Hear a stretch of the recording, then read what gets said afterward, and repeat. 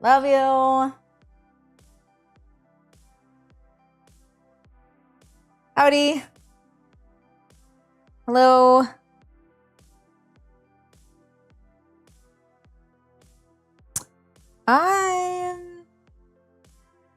Oh, I see what you did. Okay.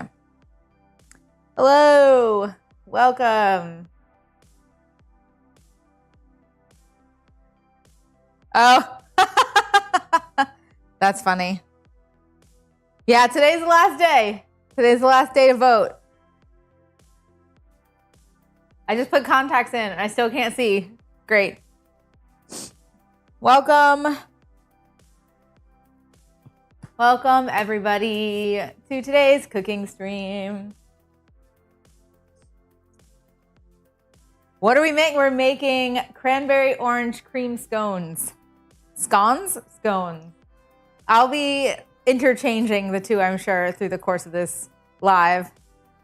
Hello, everyone. Hello. Hi, chat. How's everyone today? Good morning, Icebox. Good morning.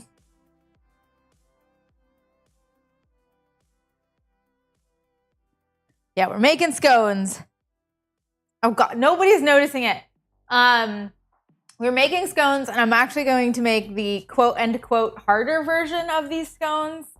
I'm visiting friends this afternoon, and this recipe typically makes 8 like huge scones that are like this big, and the size of my palm, maybe slightly smaller than the size of my palm, but about the size of my palm.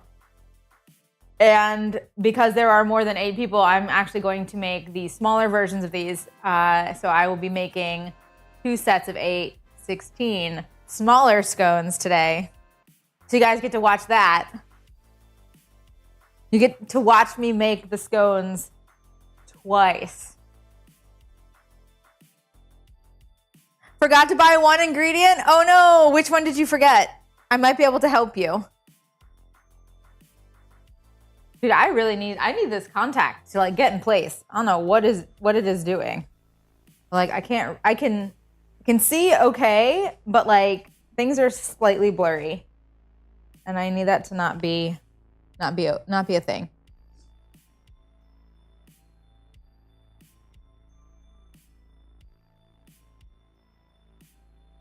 You forgot powdered milk? Don't worry about it. That's okay. You can still make them without it. That is an extra. That is a bonus ingredient. The powdered milk actually, okay, so it helps in 3 different ways. The first way is that it actually helps keep moisture, right? So after you've baked them, they stay soft longer on your counter if you like don't freeze them. If you want to just like keep them in a bin on your counter, they will stay soft longer because of the powdered milk. The powdered milk adds a little bit of extra fat and it helps retain moisture. It makes a slightly softer crumb, again, added fat, and it helps a little bit with rise, but like just a little bit. It just adds a little bit of extra, like a little bit of an extra acidic ingredient to react with the baking powder and the baking soda, but it is not necessary. It is just an added. So you are still good to bake with us if you still would like to do that. Don't beat yourself up. It is not that important of an ingredient. You can bake them and then put them, like eat whatever you feel like eating that day or for the next day. Keep those out and the rest of them just freeze them, and then you can reheat them at a low power setting in your microwave, and they will be just like you fresh baked them. Oh, your wife is following along. Oh, nice. Okay. I had no idea that you guys were, okay, cool. Got it. I like that. Hey, Bethany.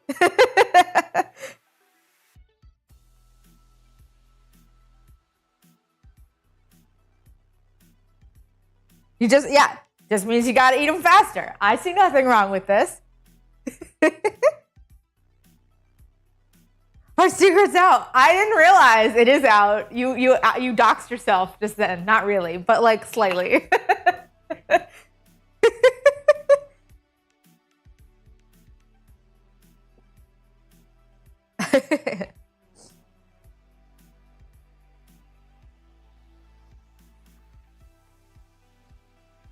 I was looking for a hair tie earlier. I had one in my back pocket. What do you know? I was like, I swear I had one yesterday. Where did it go?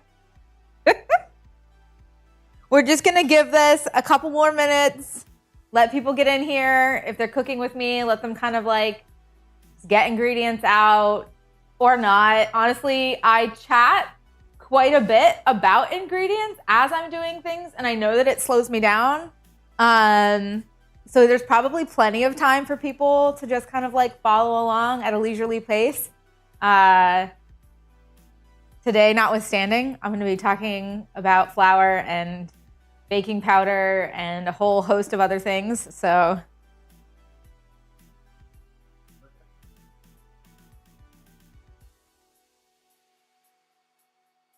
come on in, get comfortable. We'll start the video in just a couple of minutes, and then I will get cooking.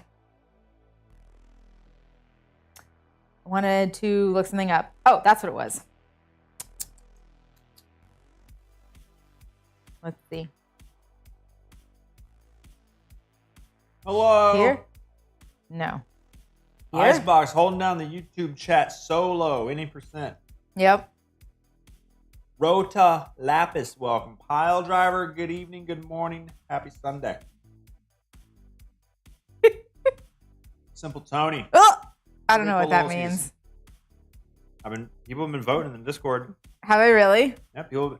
Oh, we're link. not sure what this means. You put a link in earlier. Link on top of the chat.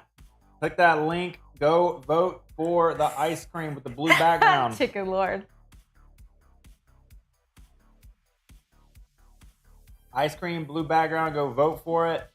Help Carrie win. What do you win? So if you This is not Luke's shirt, it's Dado's shirt from the charity stream. If you get first place in the photo contest, I get a ticket for next year, which is the equivalent of $700. Woo!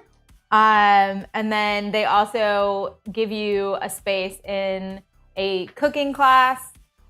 This is for a conference I'm attending in January. They give you a space for a cooking class and for a dinner, a hosted dinner on the last night of the conference, all for free. That would be cool. But yeah, it is, unfortunately, it is not like a panel of judges look at photos. It's like, hey, who can get the most votes? And it's all about like marketing yourself, which is so uncomfortable. So, yeah. And we're not sure. We're not sure, but like when I first started, the gallery had me like in the middle, and then over the course of the days, it like slowly went up to the top, and I've been like back and forth in these top 3 positions. So I'm hoping at a minimum I'm somewhere in the top 3. I don't know if it's random or if in fact the reason those 3 photos are kind of staying up there and just switching places and all the other ones are staying. I think like, I think they're actually, so like the fingers crossed that this turns out the way that I hope it will. Kid, welcome. Grandma Slayer, hello. We did have a great Thanksgiving. Thank you. I hope you had a great Thanksgiving.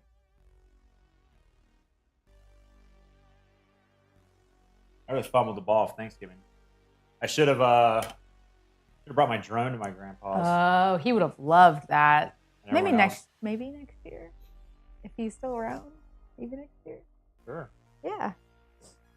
Thank you, Marsh. Bedlam for the votes. Yeah, I'm hoping that's what that means. I'm hoping that's what that means. Is that what it means. If I'm in the first spot, it means that I have first place. How are you short? But also, like as of this morning, I was in the second place spot. So like I know this girl's getting like whoever. I actually did stalk this woman, and she's got some beautiful photos online. Anyway, yeah, we've been battling each other. You are shorter. Hi. Ooh, you shocked me. No, I didn't. Are you gonna eat Yeah, your you did. pizza? I didn't even touch you. Are you gonna eat your pizza? Eat your pizza. You attempted to make your first sweet potato casserole and it epically failed. Oh no. But did it taste good? Because, like, there are things that don't look good, but they still taste good. I epically failed a pie on Friendsgiving. Epically failed. I completely left an ingredient out and it failed. She just Hey, it moved a little bit. Don't touch the It's camera, okay. okay? She didn't do it on purpose. She stepped Hey, over it and it pizza? shifted. Yeah, I was making a pie and left an ingredient out that was very important to a cake that was in the middle of the pie. It still tasted great, but the textures were horrible. looks better this way. Yeah, I saw that. How forgetting sugar in a pie is not the best. I have done. I've oversalted by accident, where I misread and did 1 teaspoon as a tablespoon, and that was a problem. I have done that.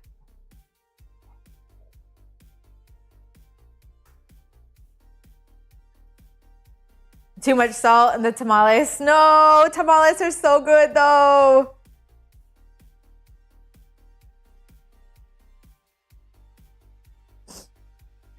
Ooh, a pumpkin spice cake with cheesecake layer in the middle and homemade salted caramel for Thanksgiving. That sounds delicious.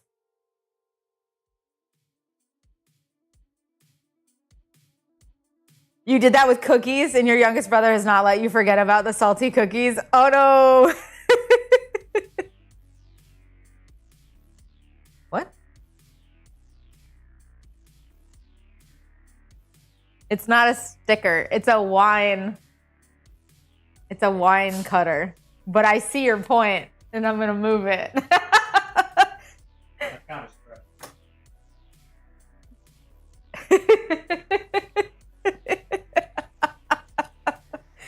Oh no. Okay. I guess what time is it? Yeah, let's go ahead and get started. I can turn into my rambly self. Talk a little bit about what we're doing today. Yeah. Okay. Yeah, we're getting rid of the alerts, stream alerts, so that they don't start popping up during the video. What? Oh, thank you, Crop Dustin. Nice. What? And Boog. Thank you. A fresh primer. Look at that. Uh-oh. And Schmeckmo.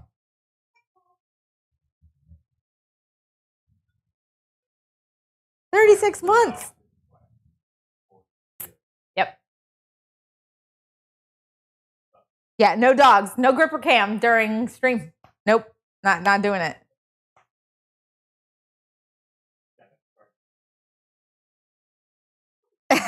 A phrase I've never said. Are you sure though? I live with that, man. Are we sure that I've never said that phrase? Wow. Shots fired.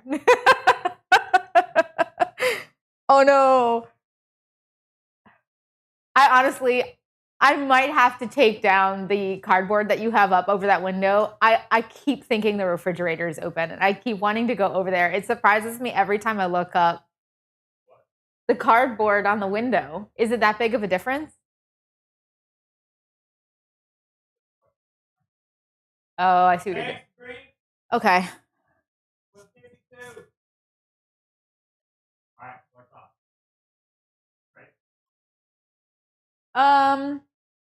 Yeah. Yeah, I think I am.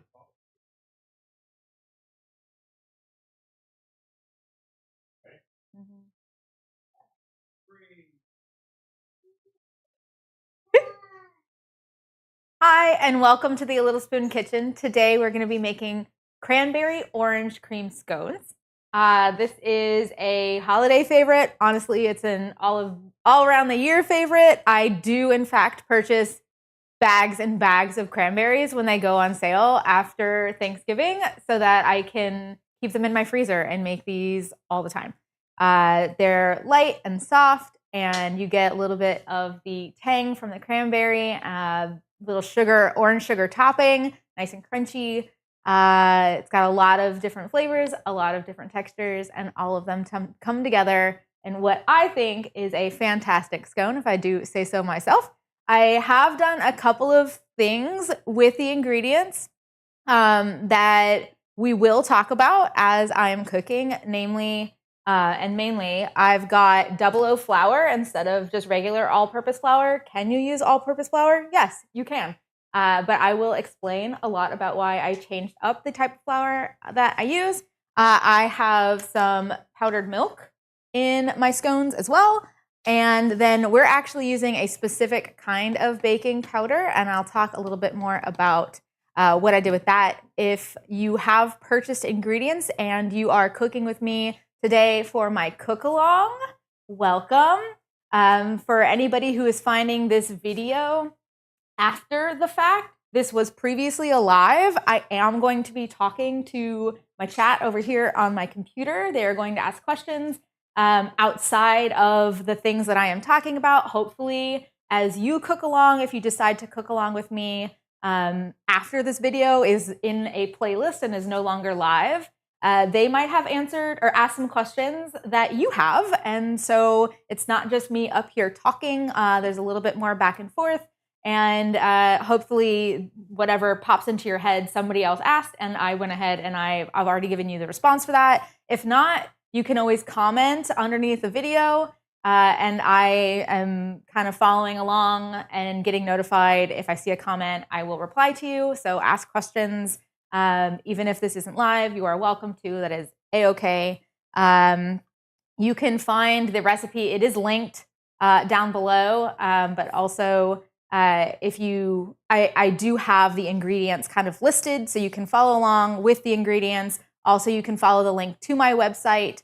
It's alittlespoon.com, and there are plenty of recipes there for you. Also, this one, again, cranberry-orange cream scones.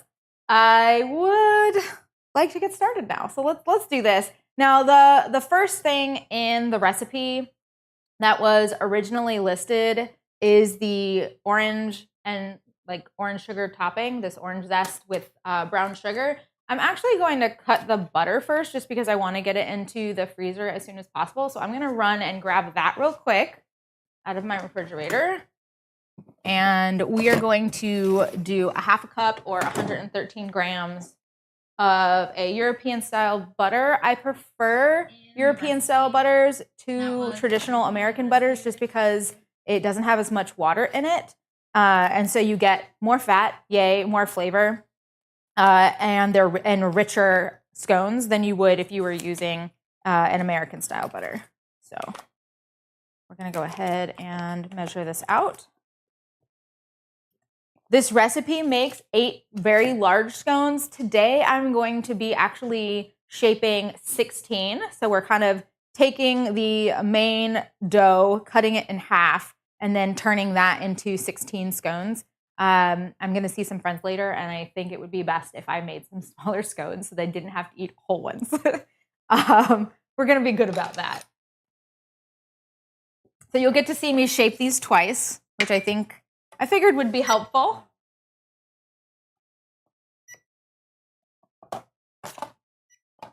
Let's see.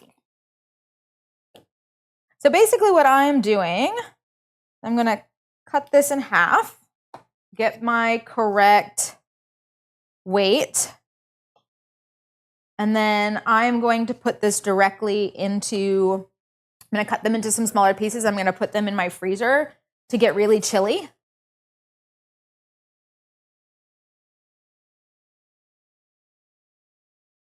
Okay.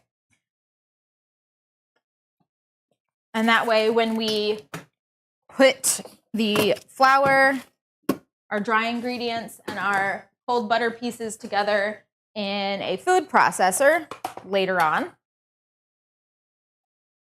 they won't just get blended into the flour.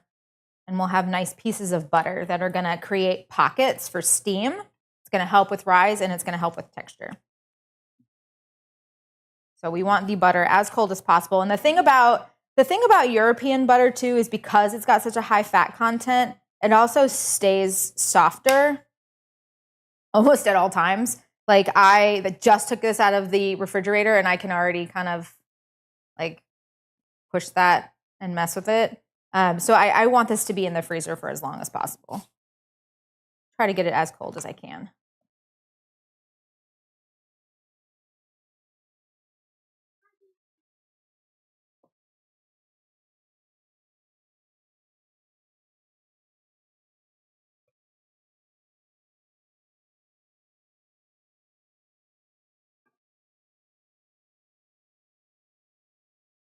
Okay.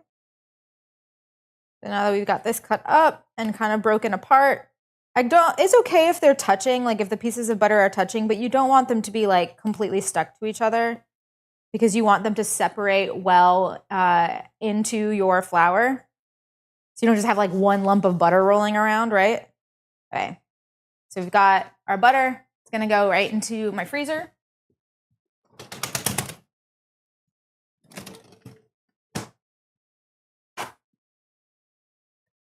Okay. And now we're going to do the topping. So I actually do this twice. And the way that the recipe is written online, I've done kind of the topping and then set aside, and then I do this again and it goes into the dough. I'm just for like efficiency's sake, I'm actually going to make both of them right now and then set them kind of both aside and use them as I need them. It was easier to write the instructions so that you were doing like one thing at a time, but it is in fact more efficient to just do a single task and then like have them separate.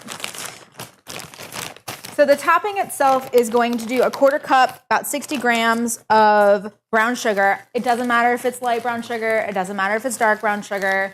The amount of molasses that is in the sugar really doesn't matter for this recipe, especially like it not in the dough or as a topping. Like as a topping, it's kind of like whatever.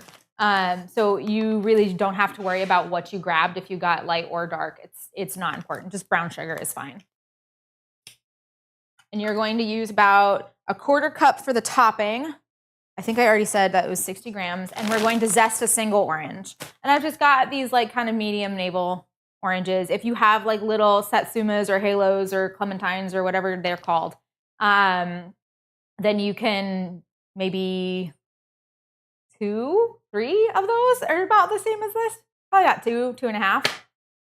And you've got what you need. And then what I'm going to do is I'm just going to use this because it's faster than using, I'm going to use my kitchen scale because it's faster than using a measuring cup.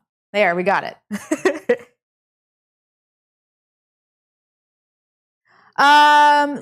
Okay, Alfie Bunny says, for Kerrygold, we use it for everything. Do we need to find like a specific package, or is that all European butter? It's all European butter. It's going to have more than 30% fat, and that's the important part. All European style butter is over 30%. Hi, that was almost exactly how much I needed. Look at that. Okay, so this essentially is for my topping. And then for the dough, it's 1/3 cup, which is about 75 grams.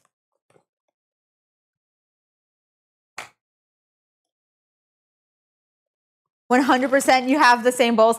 These bowls are great. We bought them for the kids when they were little to feed them all sorts of baby foods that we were making. And they're just the exact size that I need all the time.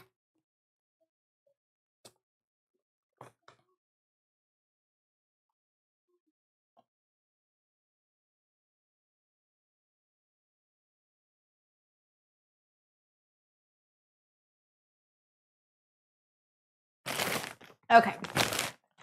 No more brown sugar. So essentially this is for the dough, this is for the topping. I'm gonna go ahead and zest my oranges. And then the leftover, right? So your zested oranges are then going to get used in your cranberry jelly. That's why you got them, because they're the perfect size. And they come in like, it's like 4 or 5 bowls or something like that in a pack, and they're super cheap. They're just so good. Like if I'm making like sauces or like smaller kind of things like this, where it's like, it's just big enough that I can do something substantial with it, but also small enough that I'm not like filling up our dishwasher with a whole bunch of stuff. It's great.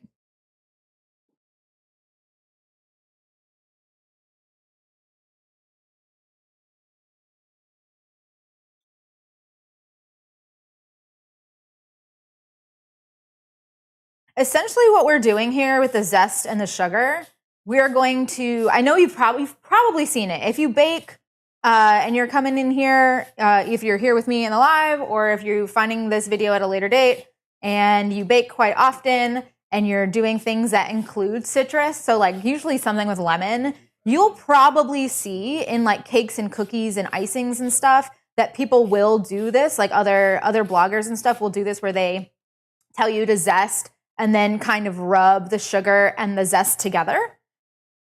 Essentially what they're doing is they're making an oleosaccharum. They're pulling oleo meaning oil, saccharum meaning sweet, so sugar.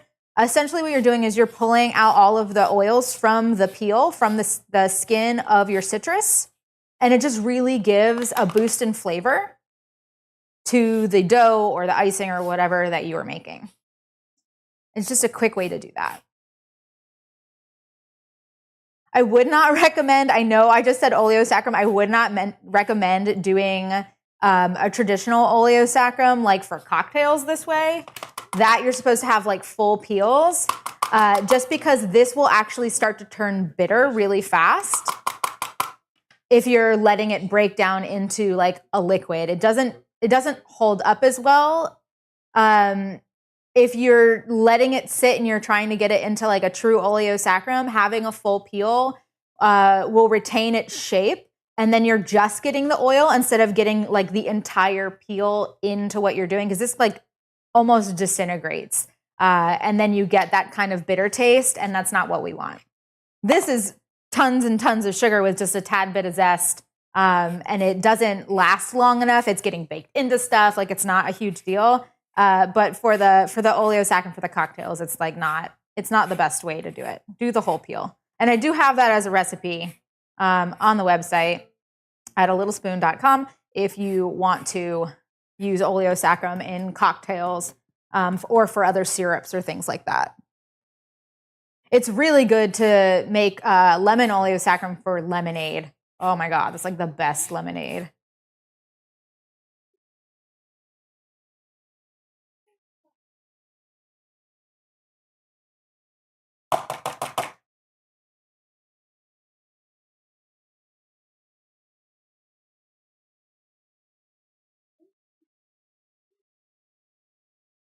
Oh no.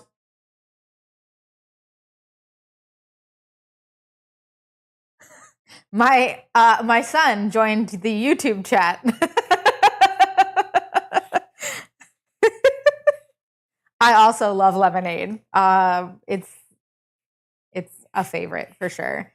I like anything, honestly, all sorts of like tart juices. I really like cranberry juice and cranberries in general. I really like lemonade. I love tamarind. So like tamarind teas and stuff like that. It's so good.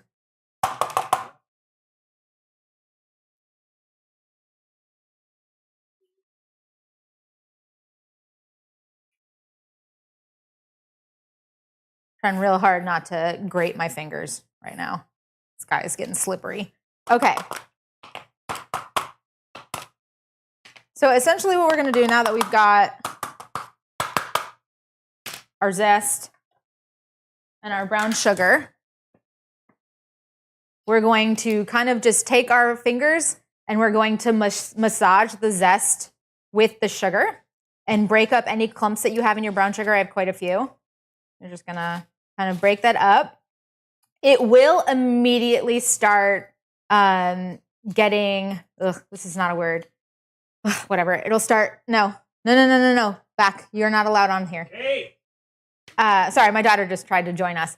So it will start to get wet. That's okay. That's what it's supposed to do, is pulling, again, it's pulling the moisture, pulling the oil out of your zest, the sugar is. And so it is going to look kind of sandy. I don't know if you can see, kind of see my fingers. It's going to look kind of sandy and almost start to get a little translucent just because of the moisture.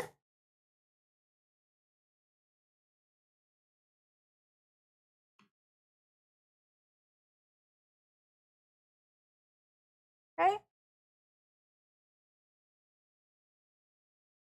There you go. So that's the first batch.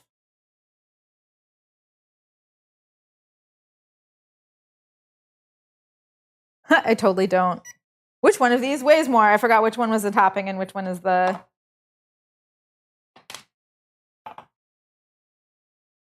This one is the filling. This one is for the topping. I'm going to set this aside. Our topping is over here now so that I don't lose track. And then we're going to go ahead and also do the same thing. Break up any of your brown sugar pieces and kind of just rub your fingers and the zest and the sugar all together.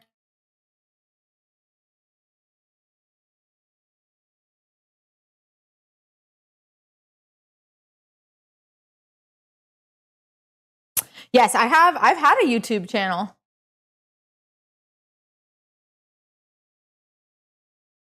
I have had a YouTube channel. I actually also have a Twitch channel, but I am not going to, I probably won't ever stream enough to like get affiliated or like have a situation where I'm allowed subscriptions or any of that. So we are streaming in both platforms so that the YouTube is the one. The YouTube platform is kind of the streaming platform. And then we just have kind of a bonus stream for my husband.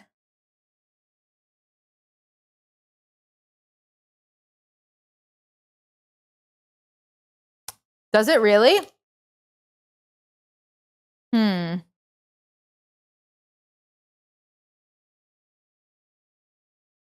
Well, maybe Chuck can fix that. Okay, so again, we're just gonna kind of rub as much off of our fingers as we can. And this is gonna get set aside, and this is gonna go in the dough later. I'm gonna wash my hands real quick. All right, the next thing that we're gonna do is the cranberry jam.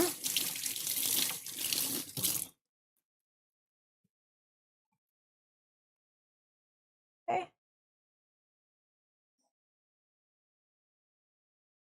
We're gonna take our oranges, I'm gonna move them over to this tray, and then I'm gonna set this guy aside. Okay.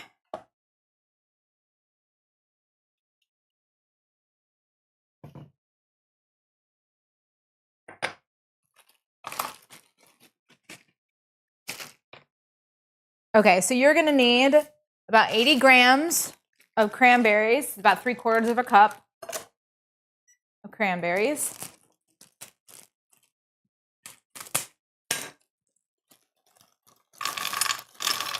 You can take, oop, that was way too much. You can take your cranberries right from the freezer. You don't need to. I was talking to a Patreon member earlier this morning, and they thought they needed fresh cranberries. And while these are still fresh, they are in fact frozen. And they can even be old. Like it's really not a big deal. You're boiling it down into nothing. So they can be frozen. They can be room temperature. They can be kind of whatever you want them to be, as long as they are cranberries. And they're not like dried cranberries. We don't want craisins. We're going for cranberries. My goodness, how many extra did I put in here? There, that's good.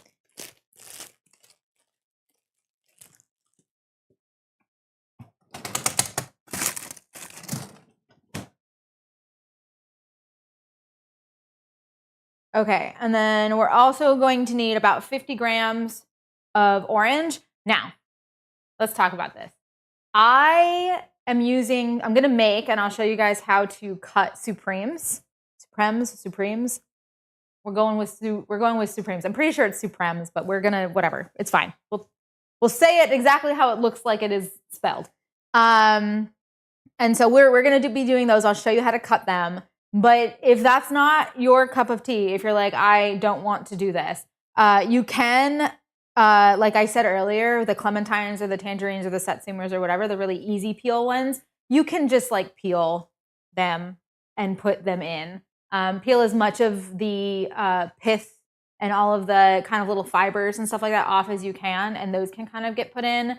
I like doing the Supremes because if you maintain the cellular structure, right, of your orange, but you don't have any of that kind of fibrous outside, you're getting the pectin.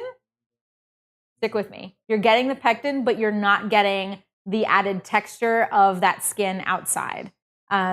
So it's kind of the best of both worlds. But if you want, you can just juice them, okay? And you can do 50 grams of juice. And then it just has to come up to a higher temperature in order to get that same consistency. So instead of, I believe I have here 220 degrees or 104 Celsius. If you just have to go slightly higher, maybe up to like up a couple of degrees, and you'll be fine. Really up to you on how you feel like doing this. It's probably easier to just juice it and bring the temperature up higher. I just really like the texture, and I like having that a little bit of added pectin. It just thickens it better. So I'm going to go ahead and also cut these. I'm going to cut them over a plate. Can I get the camera? Please. Cup of tea, scones, get it? I actually did not, pun unintended.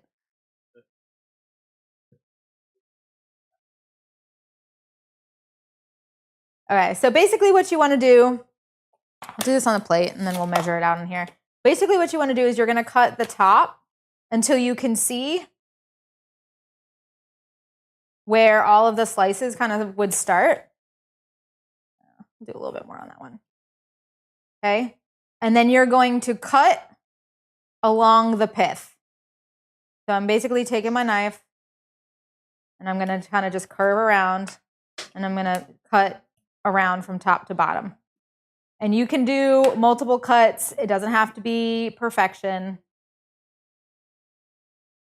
But you're basically just taking off as much of the pith as you can and getting as close to the fruit as you can without cutting too much of it off.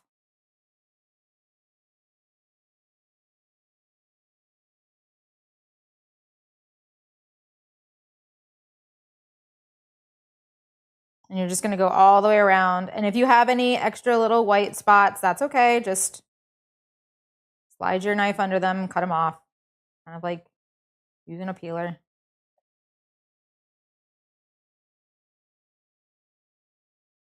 And again, just top to bottom, just follow the curve of your fruit. I do plan to make a salad recipe that uses Supremes, I'm not sure, that uses these in a salad recipe in a couple months. So fair warning, if you want to make that salad recipe, it's a good idea to just learn now with me, right? That one was a little bit, I might have to eat that little piece there. And then what you're going to do, you can see all of our little separations here, this membrane, and you can see the lines. And what we're going to do is we're going to just kind of cut right to the center in a diagonal motion, and then we're going to pull it out. And there's our Supreme. That was our first one. Let's make sure that we are weighing everything appropriately. Pith is a fun word. I agree. How often do we sharpen and hone knives? I tend to hone my knives every couple of days. Like I'll just go to use them if I know that I'm doing something that I need like precision, I'll go ahead and kind of hone them. I think we sharpen them once a month, give or take. I need 50 grams of this. I think I've listed it as about a quarter cut. It's basically one orange, if that's helpful. One medium-sized orange. And if I do need more, I have a second orange.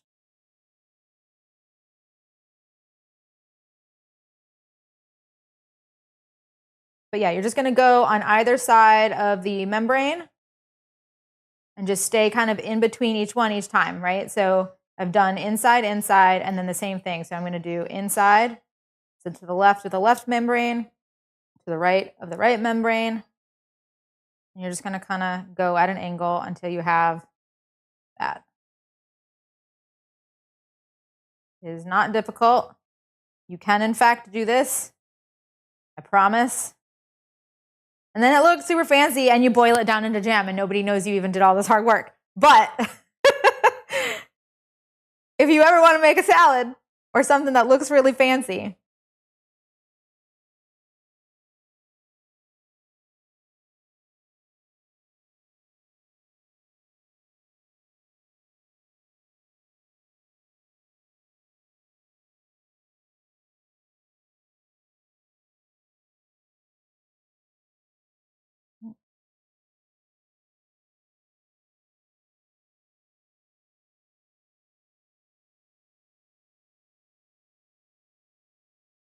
and some for me.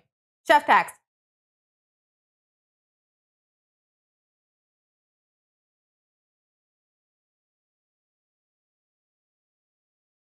They are satisfying. Look how pretty. They're very satisfying. Okay. So now we have our oranges, we have our cranberries. We're going to add some sugar.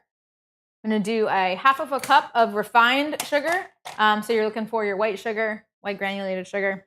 I am using this sugar for a specific reason. Does it have anything to do with whether or not this is going to be a good jam? No.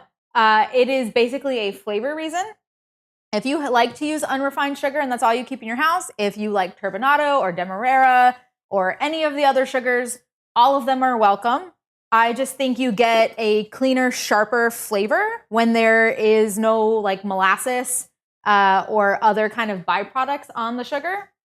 So this is going to keep that tart cranberry flavor. You're not getting anything that's kind of going to add a more caramelized flavor that's going to kind of dampen down the tartness. So yes, that is the only reason that I'm using the sugar. If you wanted to use brown sugar, you could use brown sugar. Not a big deal. I also like sugar.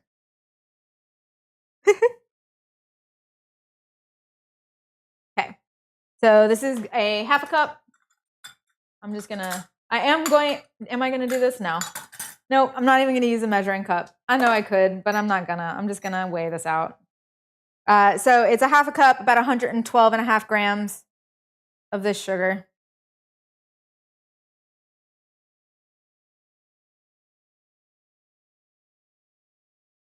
Just easier.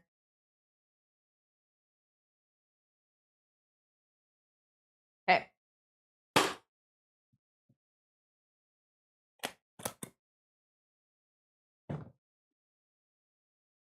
Gonna move this aside.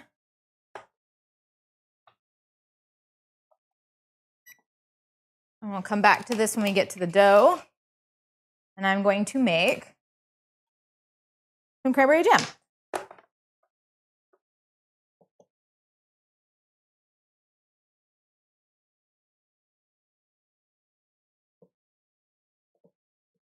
Okay. So now we've got our pot on our little cooktop here. Gonna get her going. And I am going to essentially cook this down until like we'll start hearing you're gonna start hearing the cranberries popping. It's gonna start to look really liquidy and rustic and really nice. You can do one of two things in this situation. You can cook this until you hear that popping and it starts to really get kind of soupy, right? And we're turning it into a sauce. You can put that in a blender, blend it all up, and get it really, really nice and smooth, and then put that back into your pot and bring that up to the temperature that it needs to get to, and then set it aside to get used as that spreadable layer, right? This spreadable kind of jam that we're putting into our scones. Or you can do what I'm kind of going to do today because it's a lot of work. You kind of, if you put it in the blender, you will lose some. So you have less jam to go around because I have never in the history of using a blender ever gotten everything out of the blender when I've poured like whatever sauce, soup, something that I'm making in it. And so I don't want to lose the jam. So I just tend to leave it as like this rustic thing, this rustic kind of sauce that I make. And I'm fine with that. Doesn't bother me. I didn't want, for this specific recipe, I didn't want to have like full cranberries in there kind of cooking and like, then you like bite into them the way that like you do like blueberry muffins sometimes and you bite into them and it's like you bite through the skin and they pop. My texture issues do not let me do that. So I was like, well, what's the next best thing? I'm going to go ahead and just make them into like a rustic jam that then you can't really tell the texture because it's jam and it's like a layer and not individual cranberries. And that's what I did. So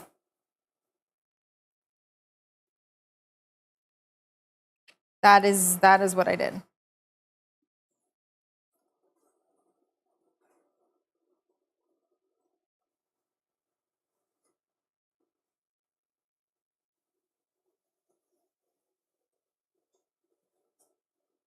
You're going to have this on like medium and just kind of let it slowly come up to temperature. This is a little hotter, honestly, than I would like, but I'm not used to using this cooktop compared to my one behind me. So we're just going with it. Started a little high, but I brought it down. And I'm actually going to grab my bench scraper and use that to get this sugar off of here because I want to be able to use all of this. There we go. And we're just going to kind of let that melt down and boil away.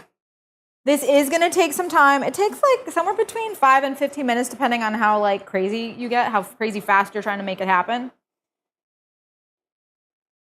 I usually land somewhere around 10. Yeah. So you can see we're like bubbling. The sugar is melting. Everything is getting super liquidy, and that is what we want.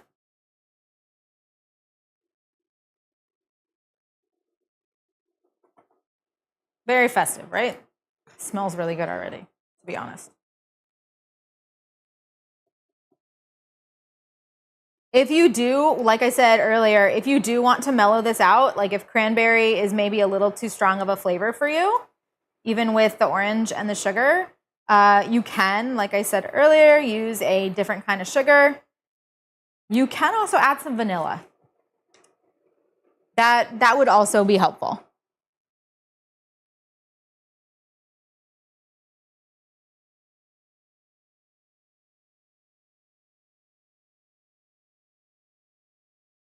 I only have a plastic bench scraper. I honestly should also have a metal one. They have, but not the ones, there are metal ones that have, it's kind of like metal and then it's got like a curl of the metal and it kind of becomes a handle.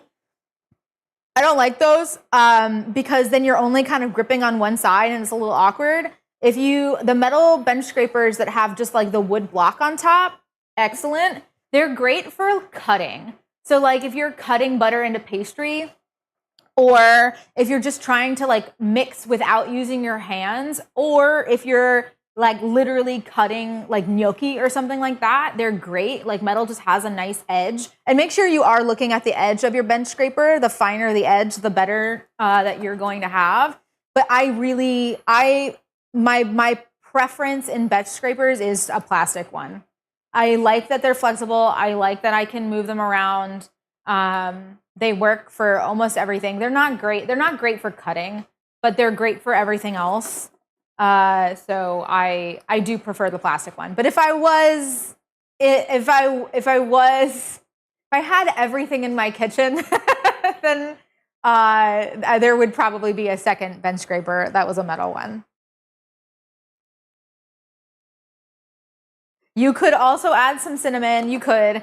I would say if you add cinnamon to the jam, I would probably also add it to either the topping or the dough. But then you're making a different scone, right? But that is totally cool. You want to add some maybe ginger. You can add some ginger to this. You can add a whole bunch of other flavors, and it would not mess. It wouldn't mess with any like spices, and even just like I said, ginger, like a tad of ginger, maybe like a gram, or like if you did like a teaspoon of ginger or something like that, or a half a teaspoon of ginger, like grated. It would melt right into this, and that would probably be absolutely delicious. You can change up your flavors very easily.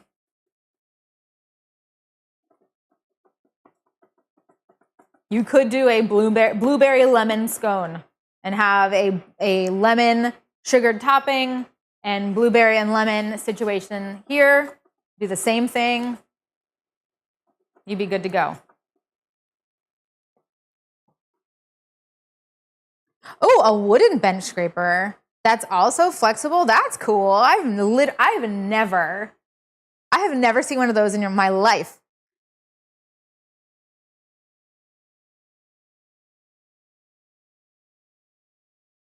You broke a plastic one? Oh, wow. All right, these are about to start popping on me. I'm going to bring the temperature up now that I've got enough liquid in this pan. The temperature is going to have to come up a little, like pretty high. It is going to come up. Okay, so candy making 101. It is going to come up above boiling point, right? So you're getting above your 212 Fahrenheit, 100 degrees Celsius. You're getting above that. And you want it to come up to what we call a softball texture, which essentially, oh, we're popping. I don't know if you guys can hear that. So essentially what that is that spreadable kind of jelly jam texture. So essentially what we're doing, right, is all of the water that we have in our cranberries, in the oranges, even in the sugar, has to kind of boil out so it can go past boiling and come up into that from like 112 up into the 212, right? So that 100 degrees, 212 to come up into that 220 or 104 Celsius. We want to get that up into that stage. We're boiling out all of the water now. So now it's just going to boil. Everything's going to pop. It's going to turn into kind of like a rustic sauce, and then we're going to let it continue to boil until it gets to the temperature that we need to get it to. No, we're not doing a hard crack. That is too high of a temperature, and I don't think that would make a very good scone. I think that would be a problem.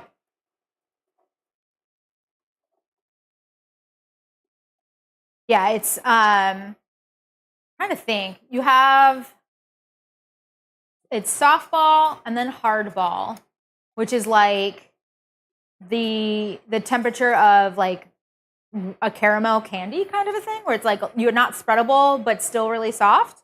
And then you go into like threads, where like if you pulled the sugar, it would kind of thread into like those really fine kind of like cotton candy. And then you get into like the hard crack kind of like candy coatings where it like cracks and shatters.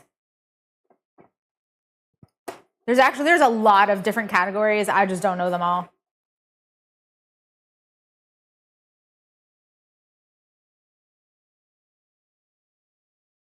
Cranberry sauce is super easy. There's no science about it. Don't worry about it.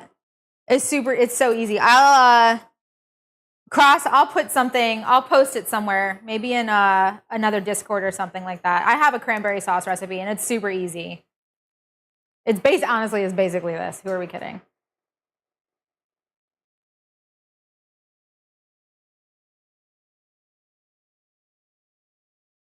If you want to give everything a stir and just like kind of break it down a little bit, you are welcome to. It's not important, but you can. I'm just doing it to move things along. I am seeing this start to thicken a little bit.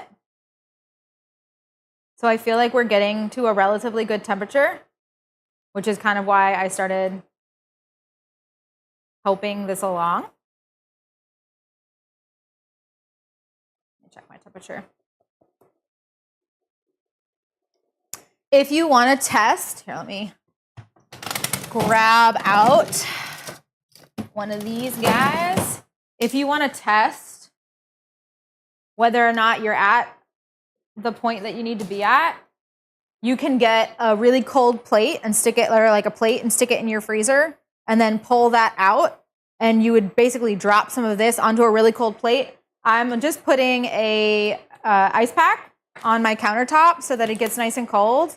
Honestly, I could pour it probably right onto this and just see kind of what it does, right? So if you get it to the temperature you need it to be, what consistency does it turn into? And if it turns into the right consistency, then you have it right. There's also a test that you can do where you have ice water and you would like kind of drip some sauce into the ice water and see if it threads or see if it clumps or any of that kind of stuff. And that also tells you the texture and consistency that you need.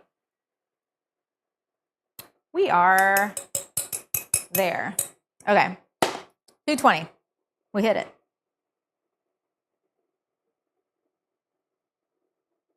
Double check.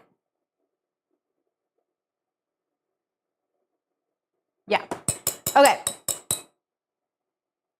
So now what I'm going to do is I feel like taking a whisk to this. I just want to break this up a little bit more.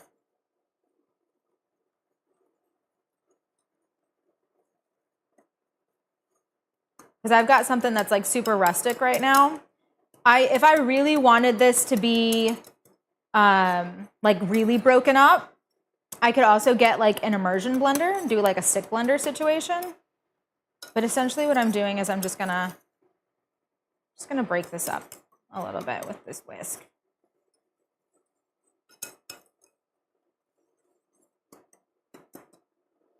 You could use a fork. I just want to make sure that I have something that's spreadable when it comes time to do my layers. And I have nothing else that I need to cook, so I'm going to move this guy out of the way. I'm going to drop just a little bit on there and see what that does.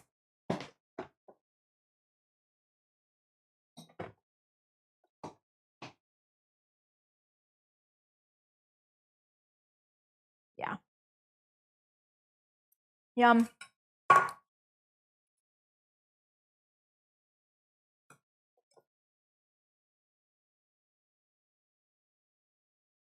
If you're not liking, because like I said, like there are so many different textures to this. You can blend it. You can in a full blender. You can do a stick blender. You can do whatever you want to do. If you also just leave this to just like gently boil at a low temperature, right? So you're not like if you let this go low and slow instead of trying to get it into that like 15-minute window, it will also break down even further. So if, depending on how you want to do it, there's also a way to like, without pulling out a blender, get it into a different texture. But I actually really like this. So this is like kind of rustic. You're not going to have any of those like pieces of fruit. You're going to have just kind of like a jelly jam. What is this? This is marmalade, technically, right? Because it has the skin of the fruit in it. So it's kind of like marmalade. Okay, now I've got that broken up as much as I want. And I am going to move that off to the side. I'm going to scrape the sides of the bowl. Yeah. And that's like nice. And this is like almost like if I were going to make like a peanut butter and jelly sandwich kind of consistency. Because I want it to be thick enough, right? You're going to want it to be thick enough that that it's not going to like seep kind of out of the sides of your scone.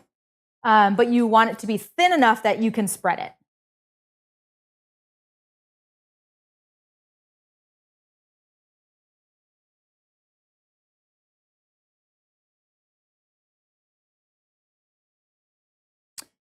I have tempered chocolate. Yeah.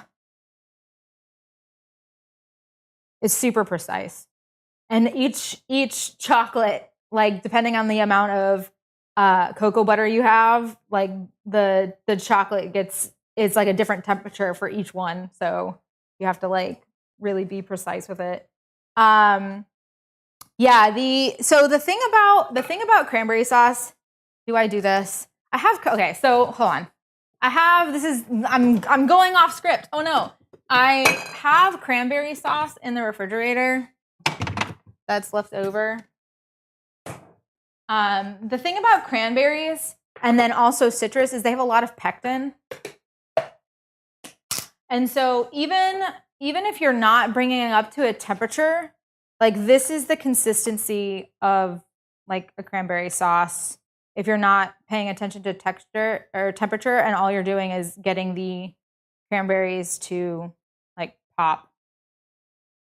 And takes like 15 minutes and then it just kind of sets into like a thick sauce in your refrigerator. It is a little too thin. Like if you're just letting it boil until it gets to where the cranberries pop, and then I prefer to at that point I will use a blender, and the blender is going to release the pectin more than this will. So I'm using temperature, right? I'm using temperature to get this kind of gel consistency, this spreadable gel consistency here. For that, I'm blending so that the pectin creates the thickness. And so that's kind of the difference, at least in my brain, between a sauce and then something that is thicker than a sauce and getting into that kind of jelly consistency.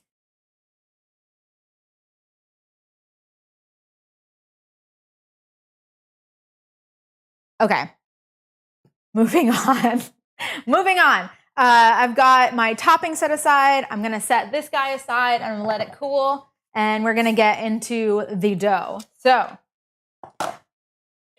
first, we've already got in the recipe online, it says at this point to do the butter. I've already got the butter in my freezer. If you are following the recipe at home and you did wait for the butter, don't worry about it. It's okay. Like 10 minutes in the freezer is technically all that it needs. I'm just letting it stay in there for a little bit longer, just to keep the butter together that much better, but it's not a huge deal. So don't worry about it.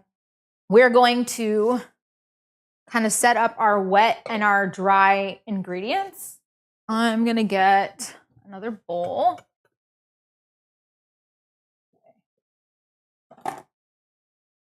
I need my wet ingredients first.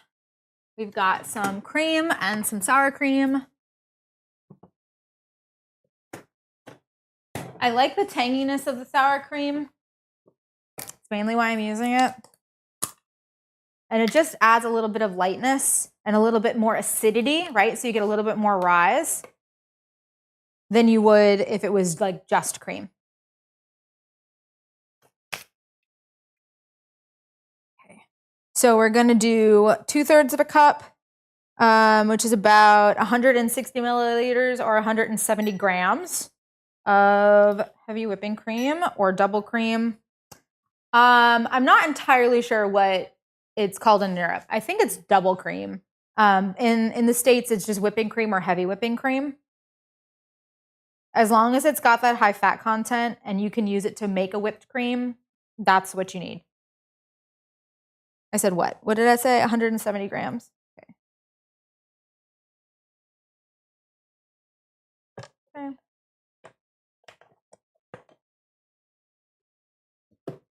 A little bit more than I want. I'm gonna take it out with a spoon.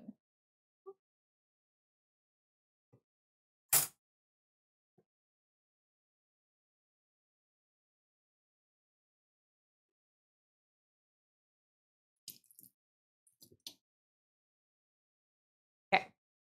And then I also want 14 grams, 1 tablespoon of sour cream. I probably should do this in a separate bowl. We're gonna just use hands to make sure that I don't go overboard. Oh, did I have the exact amount I needed? That's funny. Okay. Unnecessary.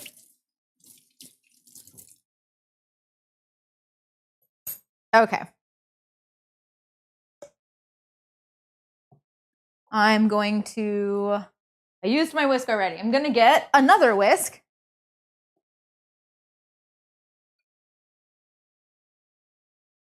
Or just wash this one, I guess.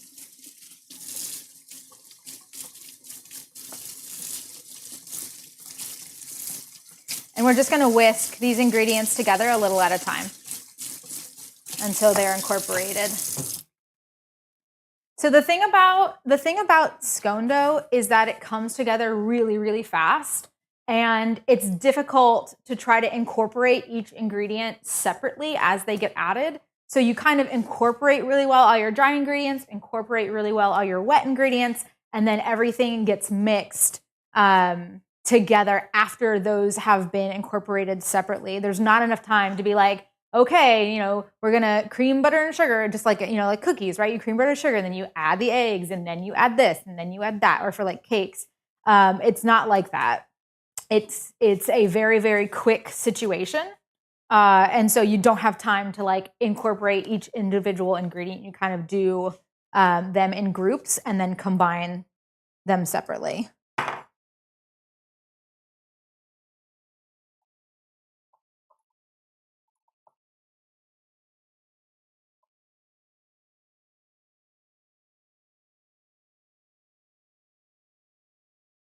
Okay, we're gonna get an egg.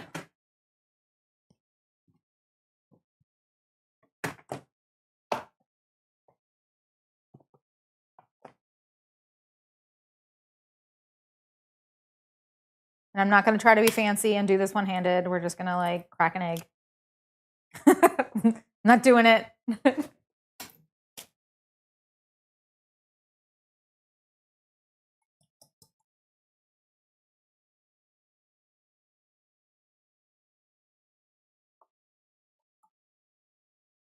Does anybody have any questions? Scones, they're like biscuits, but not. Scones are like a sweet biscuit. They're usually a little more, I guess, yeah, they're a sweet biscuit.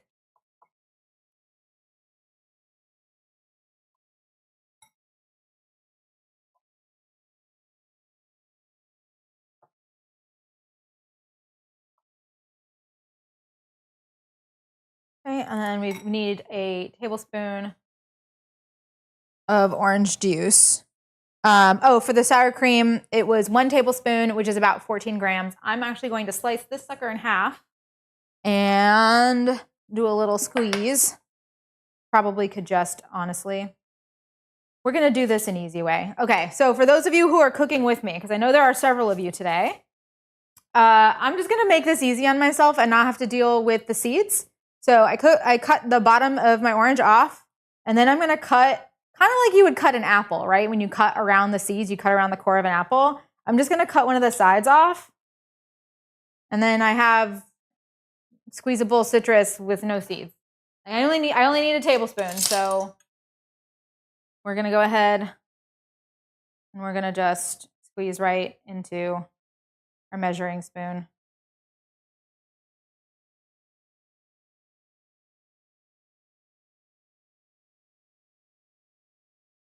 And that goes in.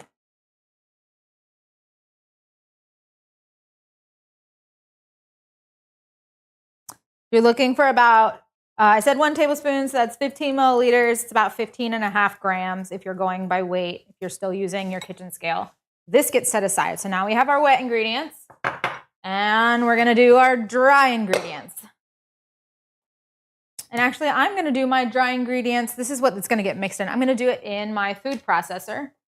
Don't even need this. I'm going to do this in my food processor because this is where we're going to mix our butter and our dry ingredients before mixing everything together in that bowl or on a counter. If you really feel like getting messy, you can also do it directly on a counter. It is up to you. I prefer to get a kind of like semi-combined dough before I move to the counter, or I end up making a huge mess.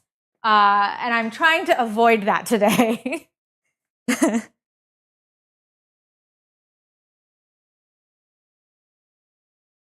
Okay, so for our dry ingredients, we are going to need 2 1/4 cups of double O flour. What is double O flour? Double O flour is essentially the same thing as, okay, it's not the same thing. Who are we kidding? Okay, so double O flour typically has less protein than all-purpose flour. This specific double O flour does not. They're around the same amount of protein content. This is, I like to use the King Arthur flour. They have a double O. It's called pizza flour, but it's double O. And double O is essentially the size of the like leftover pieces of flour after it's been milled. So you have an all-purpose flour has a larger size, like granule size, and the double O is the smallest that you possibly can go. What does that mean?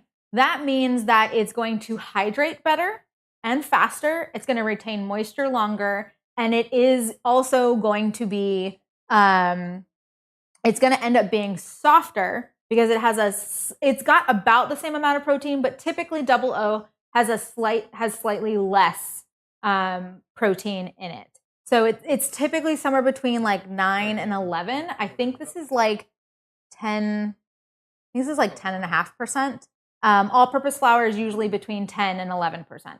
So they're like, this one specifically, the King Arthur brand, is around the same thing as all-purpose, which is why this specific recipe says, yes, you can kind of jump between the double O and an all-purpose because the protein content is the same. But the mill size, because it's smaller, is going to give you a softer situation, a softer scone.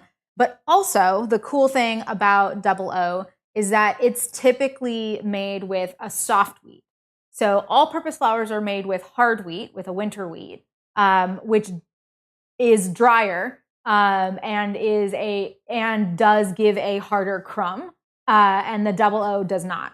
So something that you kind of have to think about is when you are purchasing your double O, I do suggest that you figure out what its protein content is.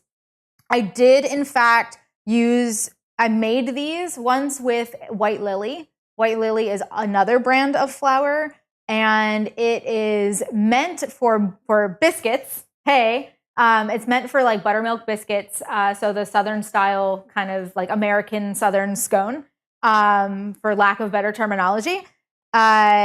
And it's meant for that because they used a soft wheat. Now, the mill size is not as fine as double O, but the soft wheat is kind of a nice medium.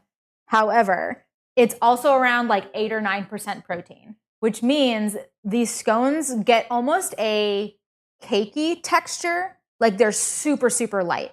So the way that, and that is not a bad thing, it's just something that if you do use White Lily, you absolutely can, but it is going to be like cakier and much softer than what you get when you have a protein content that's like somewhere between 10 and like 11.5%. If I used bread flour, it would be a little bit even more dense than what I would be using if I was using an all-purpose or if I was using this specific double O. So I would check for your protein content and check to see maybe if it's like a soft wheat or a hard wheat, and use those things to help you. If you're doing something that has a lower protein content, you're going to get a softer scone. If you're doing something that has a higher protein content, you're going to get a denser, thicker scone. I like this happy medium. It's kind of like the nostalgic scone for me is slightly denser. It's not always about it having this really light cake texture. If I wanted that cake texture, I would make a cake. So that's kind of where I ended up where I did. But I do like that it uses soft wheat. I do like how much moisture retention I get using the smaller milled, like the smaller grained flour. And It's what I like. So yeah, so this is specifically King Arthur Double O. I have found other brands and have used other brands from grocery stores, but I do check their protein content before I decide what to do with them. If it's a really low protein content, I probably would do 60-40 or 70-30 on the split with the Double O flour and all-purpose flour, just to make sure that the protein content is correct, because I think the protein content here is probably more important than anything else. And so if you did decide you were going to use white lily, or you were going to use pastry flour or a Double O that is a lower percentage of protein, I'd probably go by weight.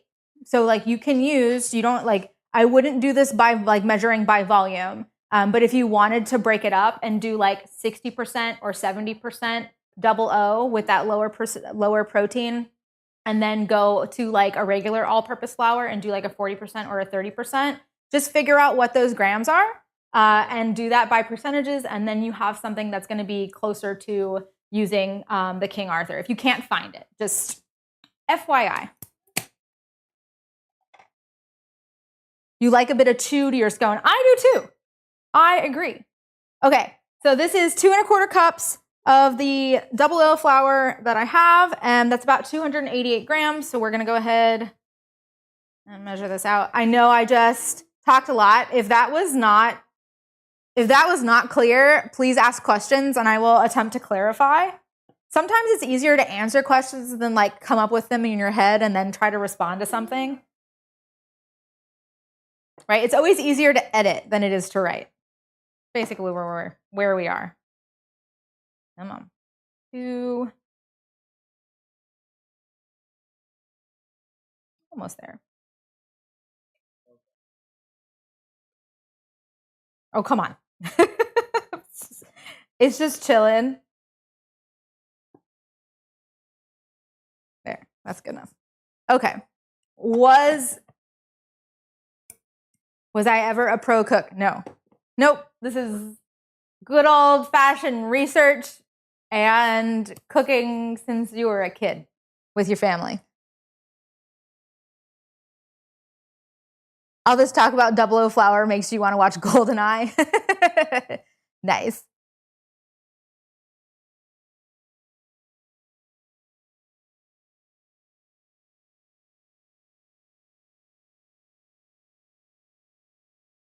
If a recipe lists based on volume instead of weight, would you convert that based loose or packed flour? When you are baking, always assume that flour is loose. Always assume.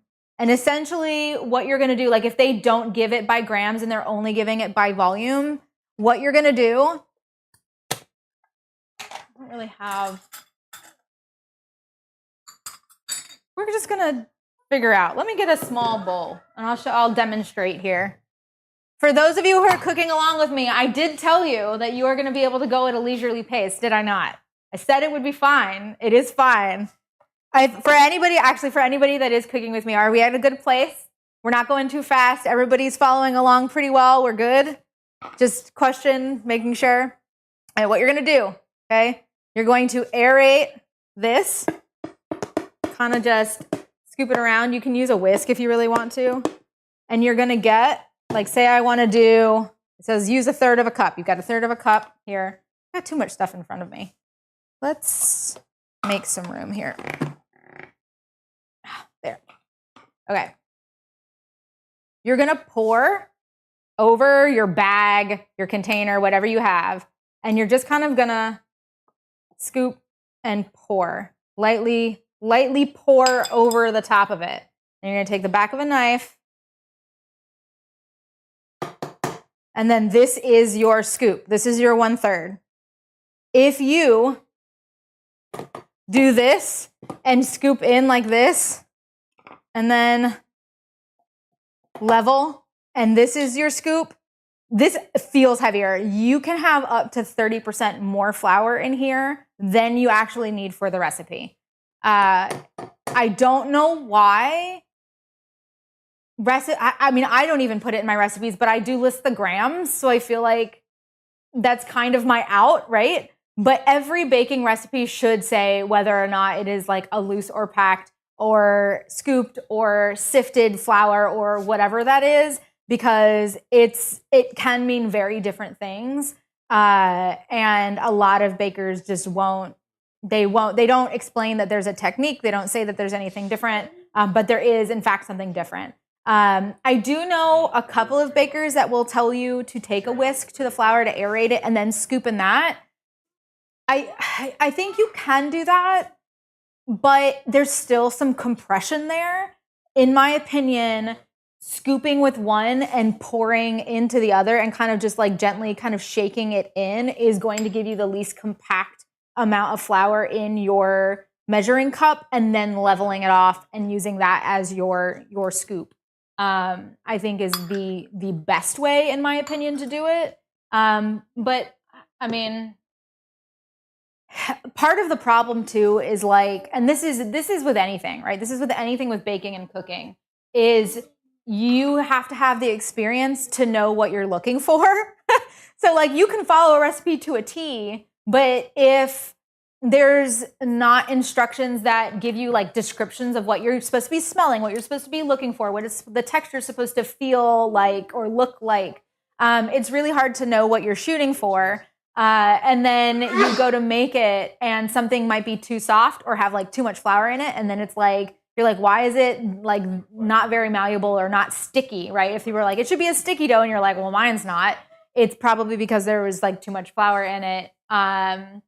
Or vice versa, if it's like really, really sticky and you know that it's supposed to be soft, but you're supposed to be able to touch it and it's not supposed to be able to like come off on your hands, then you're like, okay, there's not enough flour in it. And like just having that experience and having that knowledge just takes a while to get, unfortunately. So like I try my best to make sure that I have descriptions in my instructions, that I have the grams, that I have all that stuff in there. But yeah, there's a lot of techniques and there's a lot of knowledge that you can really learn. You can really only learn by doing. Yeah, unfortunately. It is what it is, right? I also found out, we've got, let's see. If a recipe tells you to add vanilla extract when melted chocolate is involved, it just makes the melted chocolate harden again. Because the vanilla is cold? Is that what you mean? Because the vanilla is cold, so it's gonna bring it up back to like closer to room temperature.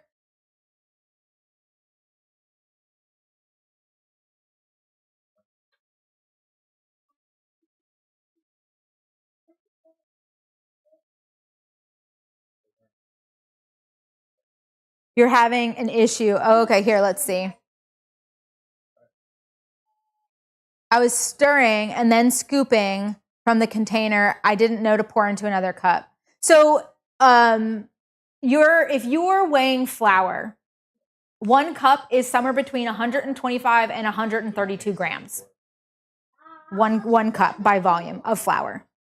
The lower end is going to be lighter flours, and the upper end is going to be your heavier flours like rye and bread and buckwheat and all that kind of stuff. So just like keep it somewhere, if you can keep if they don't have it weighed by grams, keep it somewhere between 125 and like 132. And that is your cup. And then break that down from there into like half cup, quarter cup. You can do the math for that. And that might be helpful for your recipes. But that's typically where flour falls volumetrically. Hopefully that's helpful. That's probably more helpful than just saying like, do it this way. So yeah. A bread recipe that doesn't list by weight. Yeah. Yeah. It is I feel like it's a lot of dishes, right? So like I'm just measuring everything on a kitchen scale. I'm like, and I haven't even touched, I've got these measuring spoons. I touched one so far. I tend to use the spoons more than I use the cups at this point, but yeah. Is that what I did wrong? I fixed it for the pie and it turned out great, but I panicked. Don't panic, just make it a little warmer. You're good. You're good. Okay, let's go back to this now that we've gotten way off track. Hopefully that was helpful to some people, but we're back on track now for anybody who's joining us at a later time. I don't apologize. I hope that was helpful. So now we need 2 tablespoons of our powdered milk, which is about 12.2 grams is what I have listed here. So we're going to go ahead and just do a little bit of this. Okay, that's good. The powdered milk is just going to help these scones retain moisture after they've baked. It's also going to add a little bit extra fat and a little bit of extra protein. If you're using, I have a whole milk powder, so I'm getting a little bit of the extra fat there. If you can only find like skim or fat-free or whatever that looks like, that is also fine. It's still going to help with moisture retention and structure because it is also going to have extra protein, right? So you're going to get a little extra structure, a little extra rise. And it's going to give you just a little bit of a softer crumb and retain moisture after baking. That is the purpose of the milk powder. If you cannot find milk powder or powdered milk wherever you are, that is okay. I know we have somebody that is cooking with me today that doesn't have it. That's okay. Not a big deal. Just leave it out. It's not important to this recipe other than kind of after it's baked. It's good for after it's baked. Okay. Next thing we are adding is our baking powder. Now, I'm using this specific baking powder. It's Rumford baking powder. I'm sure there are other brands of baking powders, especially not when we are out of the United States. You want to look for, and I quote, monocalcium phosphate. Okay? This is not a baking powder that I will be using. This is a store brand baking powder. Both of them say double acting. Double acting is very important for the baking powder in this recipe. However, this one lists sodium aluminum sulfate. We do not want aluminum in our scones. I'm going to tell you why. If you add a baking powder that has aluminum in it, right? So we're looking for aluminum-free baking powders. Rumford is aluminum-free, okay? The reason that we want to use aluminum-free is because if you have something with aluminum, it's going to react with your cranberries. It's going to change the pH, and you're going to have a nice blue swirl kind of bleeding off of your cranberry through your scone.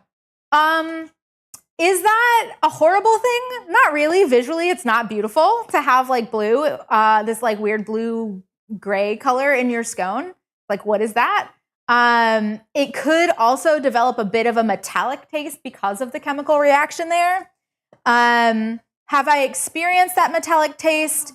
Not really, but I have seen it change color. The reason that I went out and bought this instead of using a generic store brand was because I was like, why is this blue?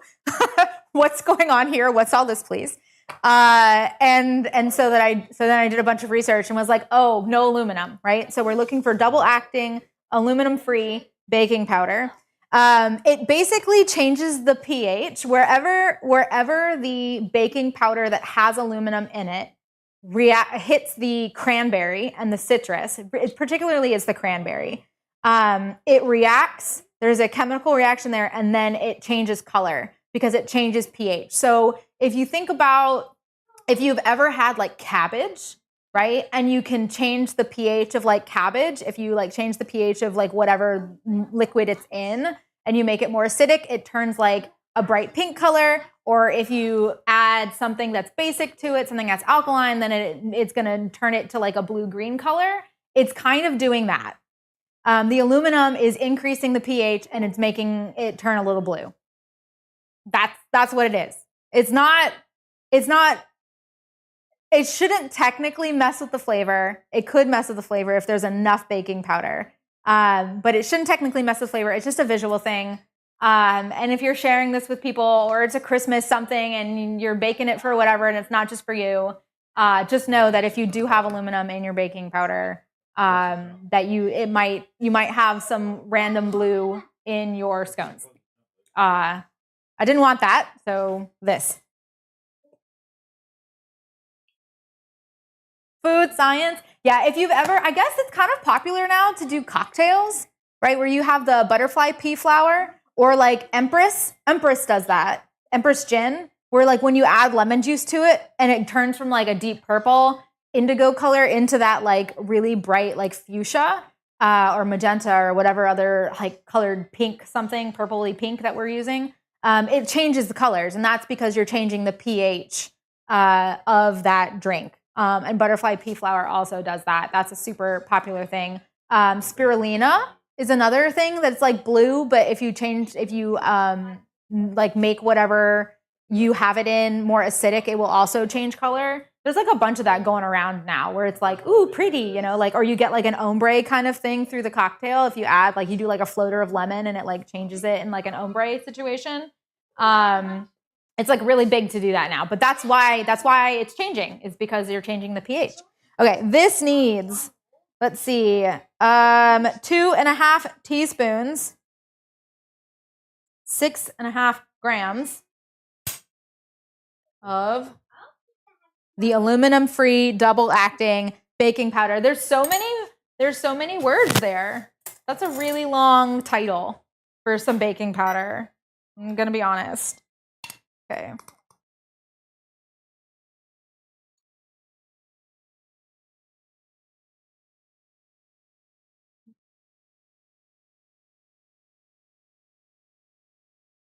Okay.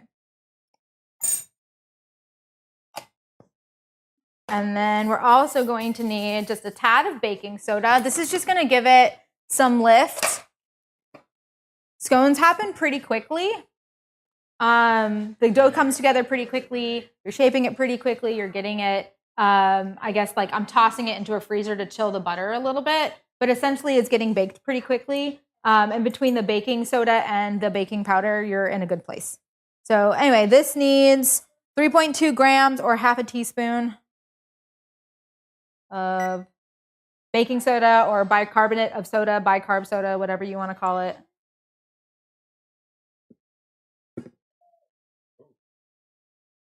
Oh. Trying to be really careful with the leavening agents. I don't want to mess this up in a bad way. Would not be good. Yes, this is my container of baking soda. I use baking soda when we clean the floors and clean things around the house. So I have like those huge bags of baking soda instead of like a tiny little jar.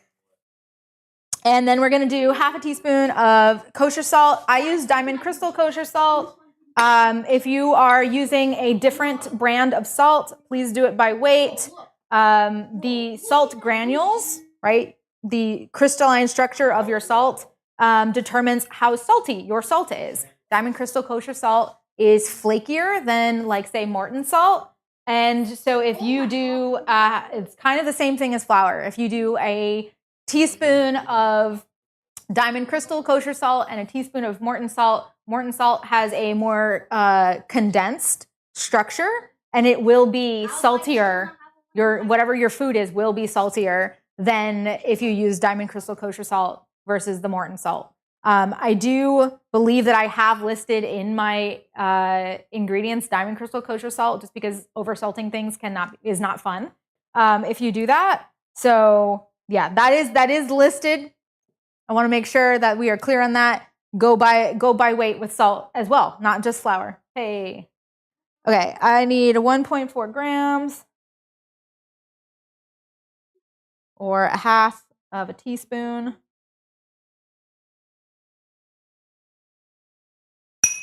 Ooh, that was loud. Okay, we got my dry ingredients all weighed here. I'm also going to take my dough, the brown sugar and orange zest that's supposed to go into our dough is now going to go in. And we're going to give this just a pulse, let it mix and incorporate, right? So we've incorporated our wet ingredients. We're going to incorporate our dry ingredients very well, get them uniformly mixed. And then we're going to take our butter out and we're going to start shaping and doing all of the other work. Okay. Did I plug this one in? I did.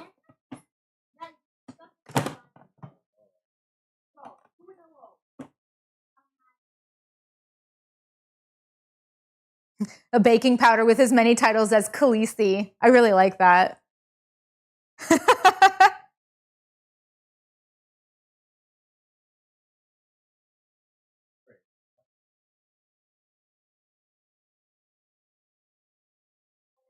Oh, hey, okay, so somebody in chat, thank you, Offbeat Bunny, that is also super true, says we have a recipe that has a similar, we were talking about the vanilla extract earlier, and how it kind of seized the chocolate a little bit because it brought the temperature down too much.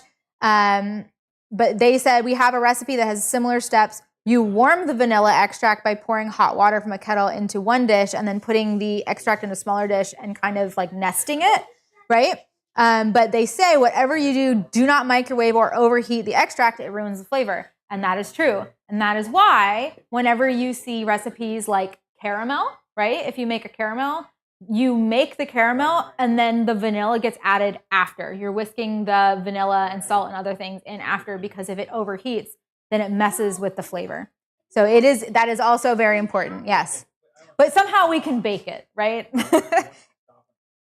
But yeah, it'll mess with the flavor if you overheat it. Very true. Okay, we're gonna turn the power on and give this a little pulse. I might mute the mic when I add the butter because it's gonna ping around this thing pretty loudly. It won't take long for it to stop being a problem, but I might do that. I might protect your ears.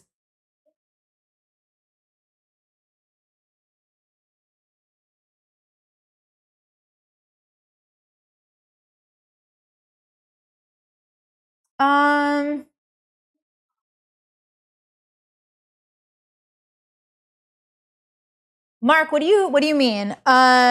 Looking for clarifying details, but I get the same pH causing blue. I've looked into enough chemistry stuff to know pH doesn't have a color. What do you mean by that? It's not the pH that like the pH is just a level on an acidic and alkaline scale. So something that's acidic, right, is going to be, I believe it's below, I want to say 6 is your base. Like it's either 6 or 7 is like water, right, where you are neutral. And then if you go into a higher pH and you get into the alkaline numbers, you're getting into like 7s and 8s and 10s and things like that. And then if you're getting acidic, then you're moving down into 5s and 3s and things like that. So like I think milk is like, it's like 3.5 or something like that. And citrus juice, like lemon juice, is even more acidic. Molasses is acidic. That is slightly acidic. It will help if you use baking soda. It will actually help with rise. Not as much as lemon juice will, but even molasses will help with some rise. I'm not sure what you're looking for with that, but it's just pH is the scale. And then that color changing is just the ingredient that you're using changes colors based on the where it is on the pH scale. I'm not sure if that's helpful or not. All right, let's get the butter.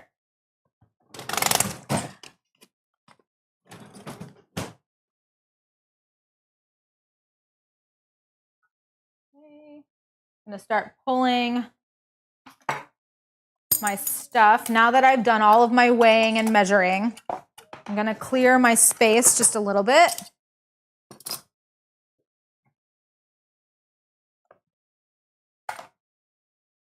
Flour still. Okay. We're gonna bring our bowl. I'm gonna get my jam here. Got my bench scraper. Okay. Move this stuff out of the way.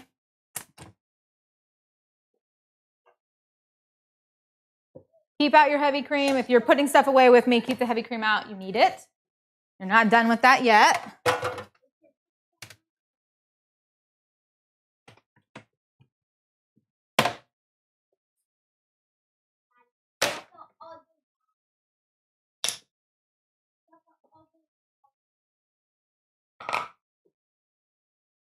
Okay.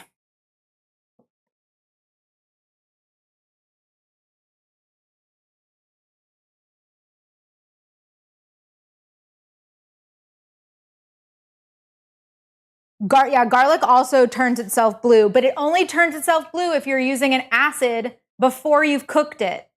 Okay, so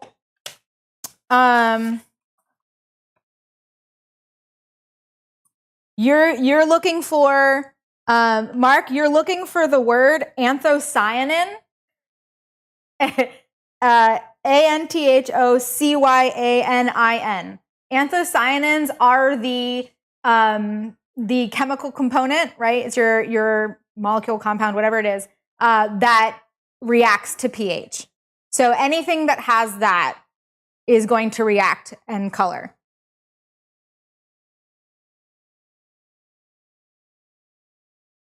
Yeah, so if you use fresh garlic and you're cooking, this has nothing to do with this. If you're using fresh garlic and you add anything that's super acidic, lemon juice is typically, right? You like garlic lemon is like a combo. If you add the citrus to the garlic before it's cooked enough to break down and denature it a bit, it will start to turn blue. It also will do it more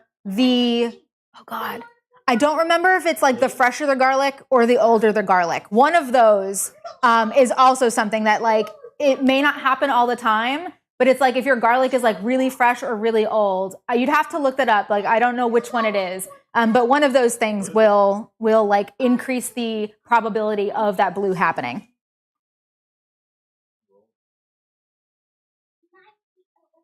Okay, to the butter. Add your butter. So we've mixed in all of the ingredients that we added to our dry ingredients. Now we're adding our butter in. Just kind of spread it around. I am going to mute for a second because this is going to be loud. And I'm just going to pulse this until, okay, I should probably explain what I'm doing instead of just going mute. I'm going to pulse this until I get like little pea-sized, nothing bigger than like the size of a green pea. That's the kind of size that I'm looking for in here. And then this is going to get dumped into a bowl and the liquid is going to get added to this because scraping this out is not something I feel like doing today. So, okay, we're going on mute and then I will be right back.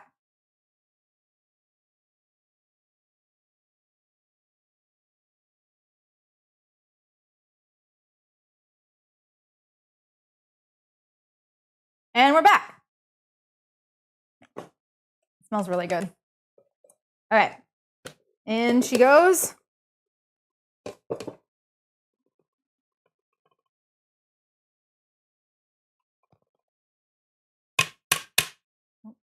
Got some butter on the end of this guy. My ears. No, not your ears. I muted. Did I mute?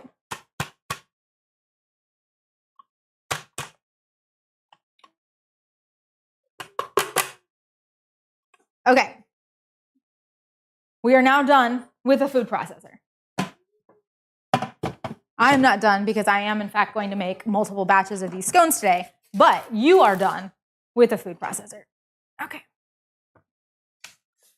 Now what we're going to do, like all good Italians will know, you make a well. Make a well in the center. I'm going to try my best not to use my hands. Like I'm obviously going to have to use them when I start shaping, but for mixing, I want to keep all of my ingredients, including the butter, as cold as possible for as long as possible. So we've got our wet ingredients, and we're going to just start adding and kind of mixing in the middle of this well, pulling from the sides and mixing until we get kind of like a shaggy dough.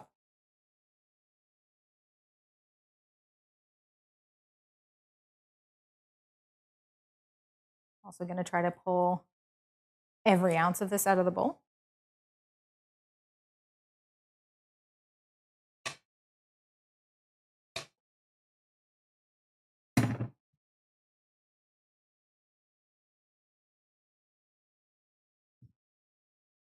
I'm not still muted, am I?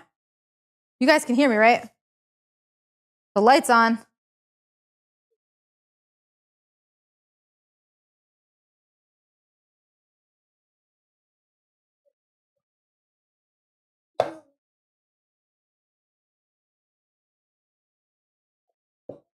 Okay, once this kind of is like, once it's almost completely incorporated, I don't know if you can see me. I'm left-handed, so I cover the camera.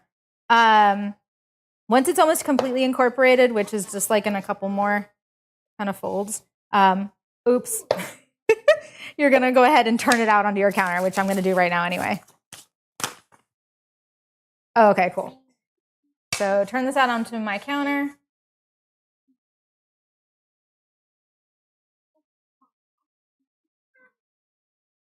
It's okay if it's not fully incorporated. We're gonna do that right now. I just like to get most of it mixed and then do the last of it when I'm shaping. Pull out your trusty bench scraper or fork or knife or whatever you feel like using just to make sure that you're actually incorporating all the ingredients and you don't have like a bunch of wet ingredients stuck to your spatula. And I'm just gonna kind of use this bench scraper to fold a little bit more. It's gonna kind of scrape underneath and fold.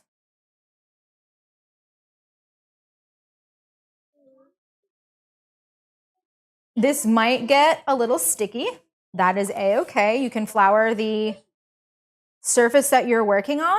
If it starts to stick too much to the surface, you'll see me doing that to make sure that as I'm working the dough that it's not going to stick. Also going to grab my scale. I am going to make the 16-piece scones. This recipe makes 8 large scones or 16 smaller scones.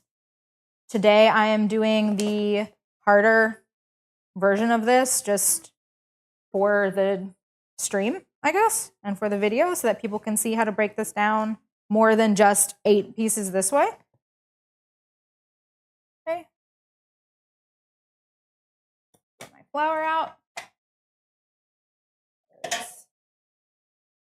gonna keep like a little pile of flour here and use that. Okay. So we're gonna I'm bringing back the, thought I didn't need the scale, but I do need the scale if I'm doing this. So from now, for anybody who is cooking along with me right now,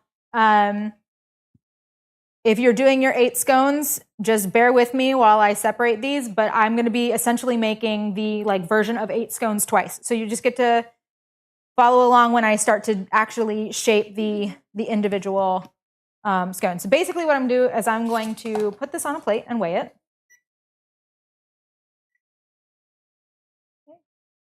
See how much we have. 746.8. Now I'm going to get a calculator. And I'm going to do whatever half of that is. Oh, my calculator looks different since I updated. 373.4. So that's what I'm shooting for.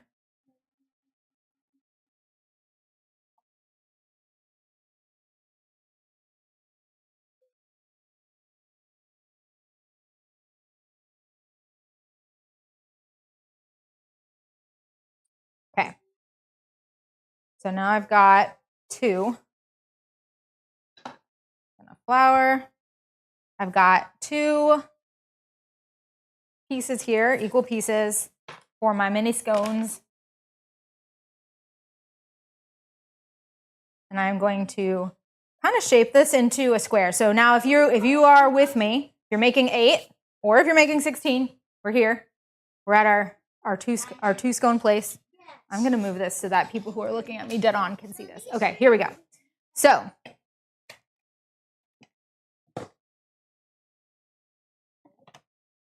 okay, we got, assume this is a single one for 8, or if you are following along with the 16, this is for a 16. So what you're gonna do is you're gonna kind of make a square, okay? And then you're going to cut this into 4 pieces. Okay? These are going to get shaped into a round and then flattened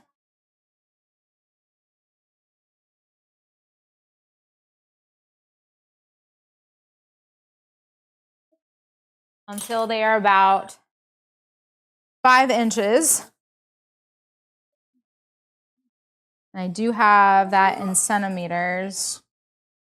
13, about 13 centimeters in diameter. It's going to end up being about, for the 16, it's going to be about an inch thick once you've stacked everything. For the 8, you're looking for about 10 inches in diameter, which is 25, almost 25 and a half centimeters, right? So you're looking for something that's about like yay big, like that. And that will end up stacking relatively tall eventually, but we'll get there. I'll get there with you. Okay, so I'm trying to get out to 5. Okay, so here's my first layer. I'm gonna do this with all of these. I'm just gonna kind of pat that out. Again, trying to work kind of quick. If you see like pieces of butter, that's okay. That's what you want. You want to see like pieces of butter. That's just going to be a nice little soft pocket for steam and stuff later. Okay. And I'm just kind of flouring the surfaces, just making sure that nothing is sticking too badly. That's good.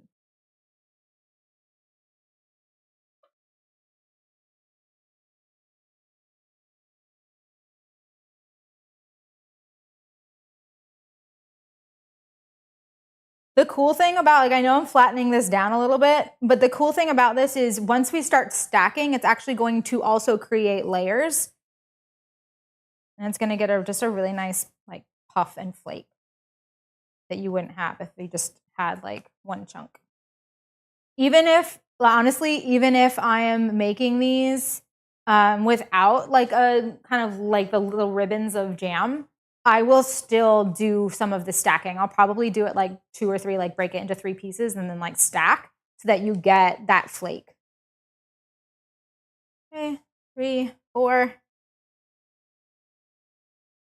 So if you are doing the 8 scones, you should have some nice big kind of layers like that you're working with that are all 10 inches in diameter, 25 centimeters and a little bit more than 25 centimeters in diameter. These ones here that I'm making are 5 inches in diameter, which are about 13 centimeters in diameter. Doesn't have to be perfect, just that's around what you're looking for. Okay, now one of these is your top. One of these does not get jam on it, and the other ones do. Okay, so I'm gonna just put a little bit of jam on 3 of these. And I'm trying to be careful because I know that I have a second one to make and I don't want to use all of this.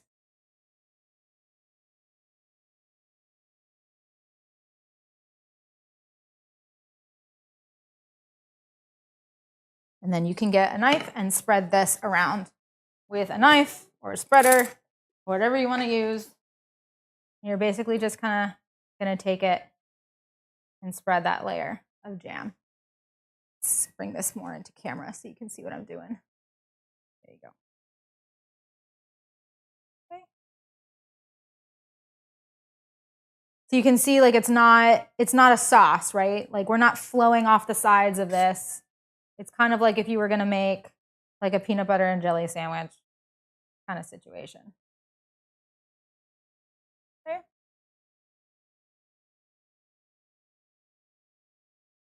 One.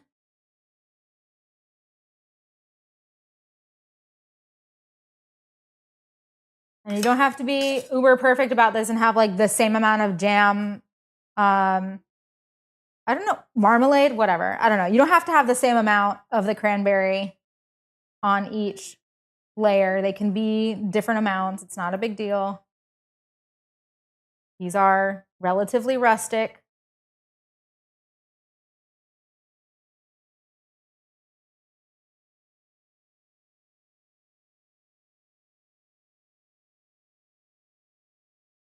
Do we have any questions? For anybody who's doing this along with me, do we have any questions? For somebody who's just hanging out and wants to do this at a later date, do we have any questions? How are we feeling?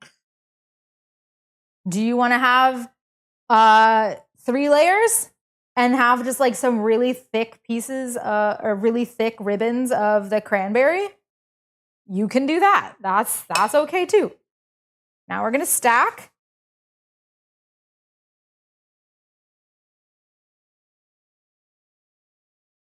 And then we've got our top. It's also okay if it starts to peek out the sides. They actually like turn out really pretty when they do that.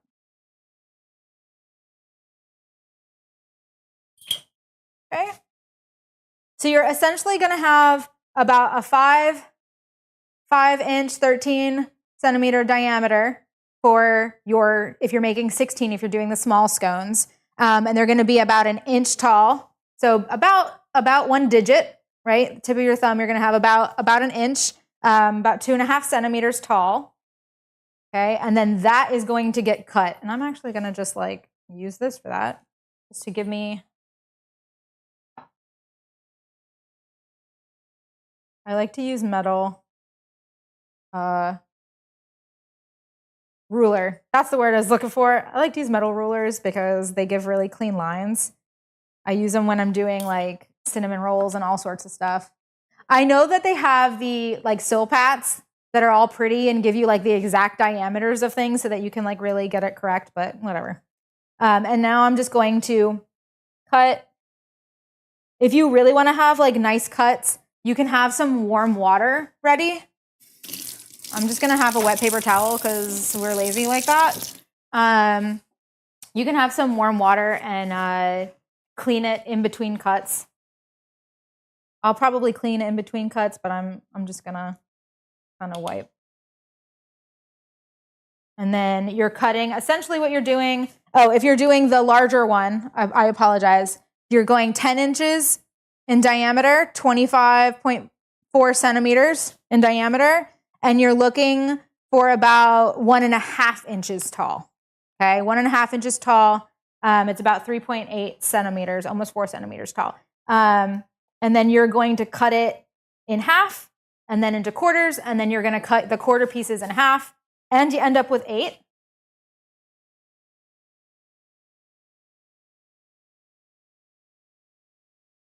Okay.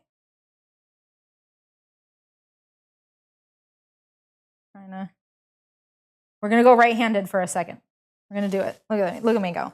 And then we're going to start loading these onto our baking sheet. Okay. Go.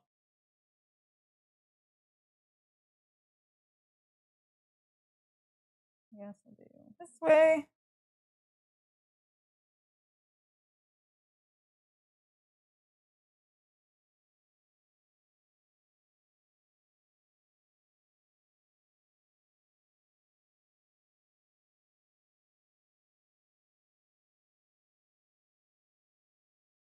There's probably a better way for me to have done that, but that works for me.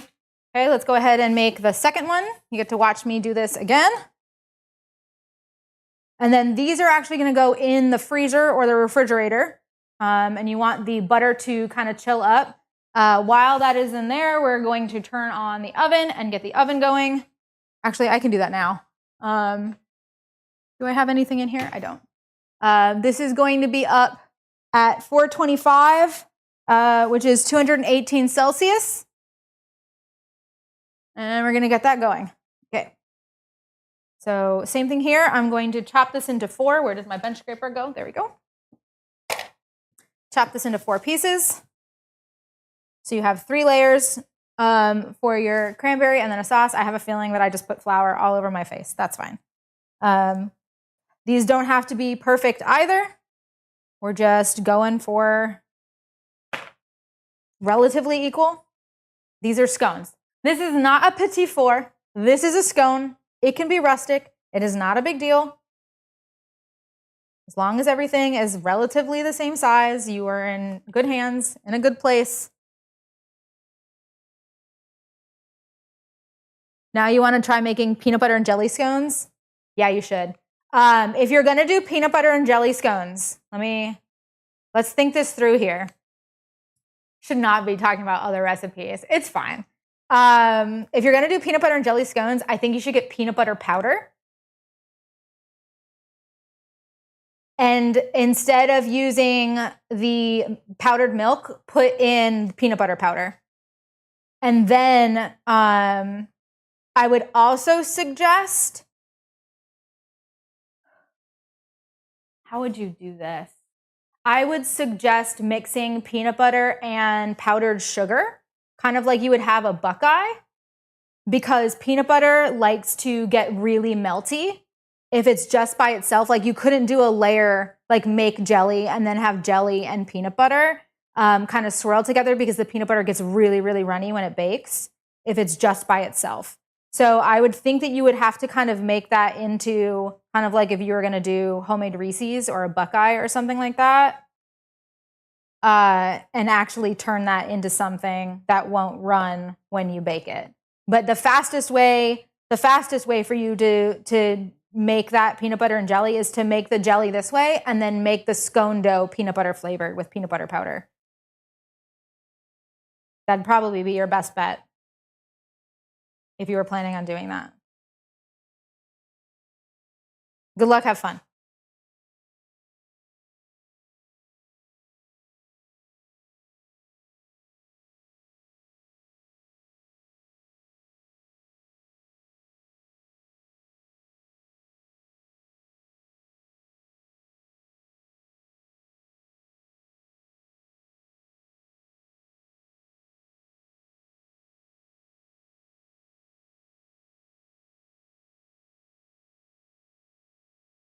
Okay, last one.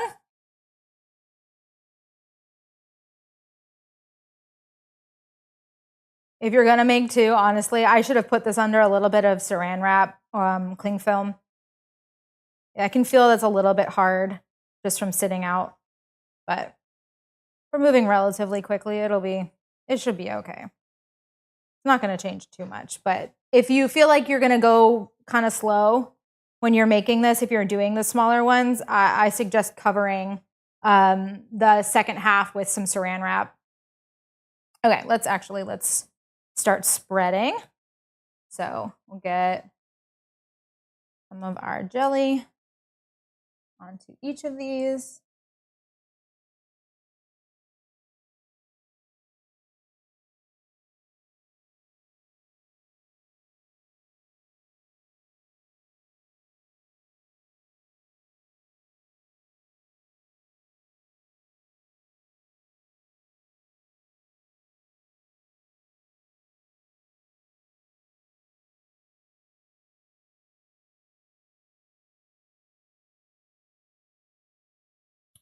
Really good.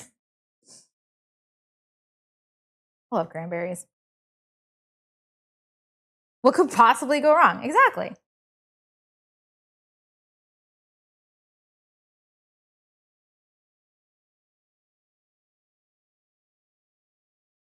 Bethany, how are we doing? I know you're cooking with me. How are we doing? How are you feeling? You feel confident? Feel like you're in a good place? I'm ahead of me. Just turn down the oven. Oh, she's ahead. Good. Good.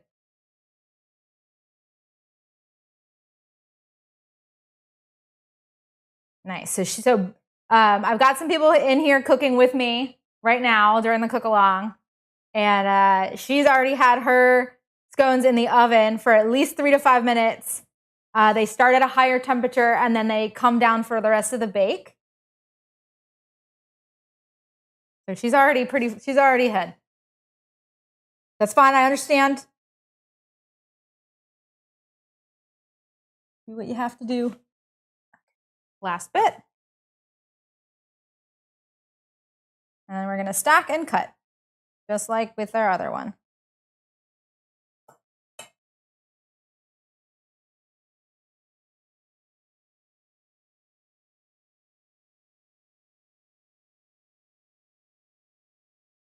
Okay.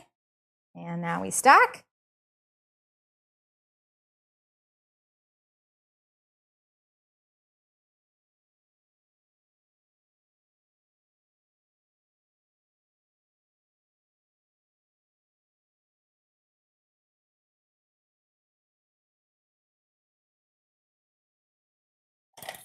Double check our diameter here. We are good to go. We are very good to go. Let's do our half and our quarter and then cut our quarters in half, giving ourselves some guidelines. And then we cut. I'm gonna need this. I'm gonna do in half and then in half again. So now I have my quarters. And then we're gonna cut our quarters in half to make our eighths. And now I have 16 small scones that are fully ready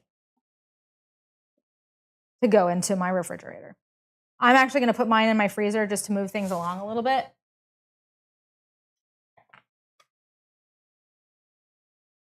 But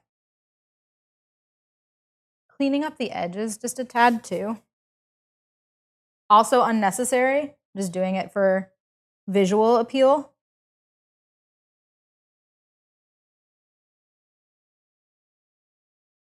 Don't know if I have enough room.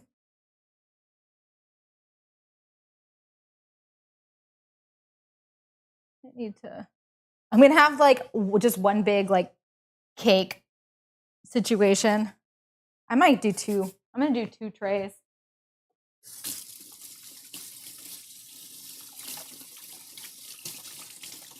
I don't want to crowd the pan. The thing about the scones is that they are going to spread and puff, and I don't want them to be too close to each other.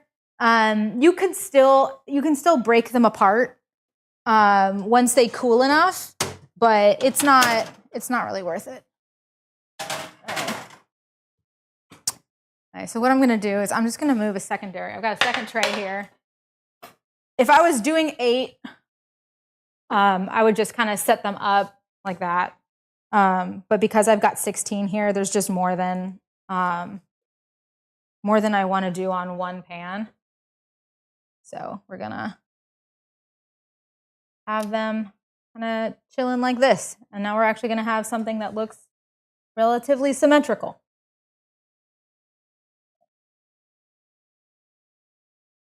These are gonna go into my freezer and my refrigerator for a couple of minutes just to get that. We've essentially warmed all of the butter up, right, while we were working with it. And now I want to get that back to chilled to help with spread. The other thing that we're doing to help with spread, the oven temperature, the high oven temperature at the start is going to help create a crust and help with spread before we bring it back down and then cook it to get the internal temperature correct and get it baked that way. Okay, so one of these is going in the freezer for a little less time than the refrigerator. And the other one can go in the refrigerator. I will be right back.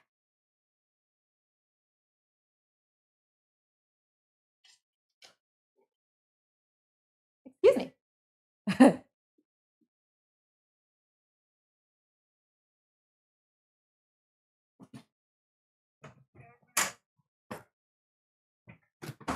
Get to hear me opening doors.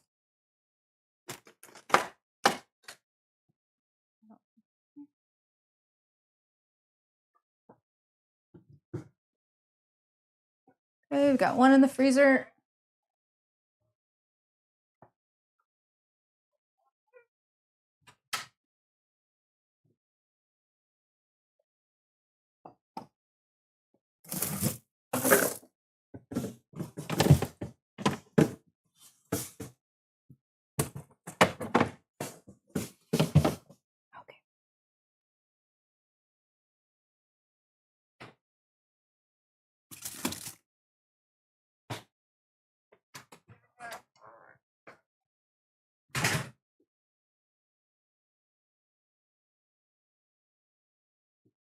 Okay, so I've got those chilling. Got my oven going up in temperature, I'm going to clean a little bit.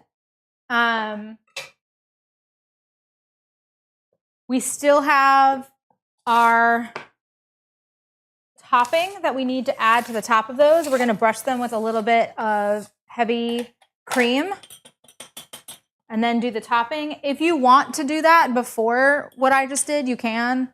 If you want to do it when they come out of the refrigerator, that's also fine. It depends on how quickly you're going to work.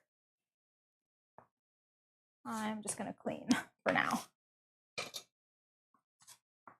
because I made a mess.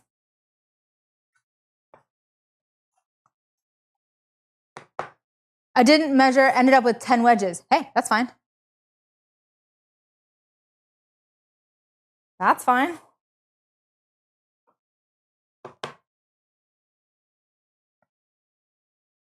You might get some slightly more cooked than others, but they're still going to taste good. The bake might just be a little different if they're different sizes.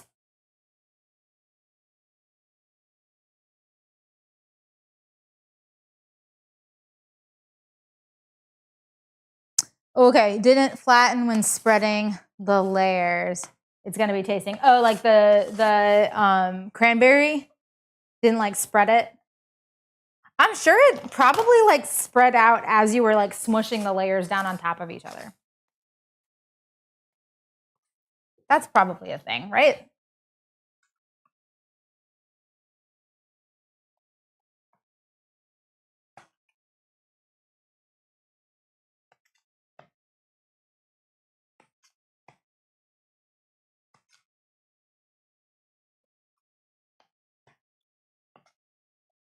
I'm going to get the topping and a little bit of heavy cream ready for when those scones come out of the oven.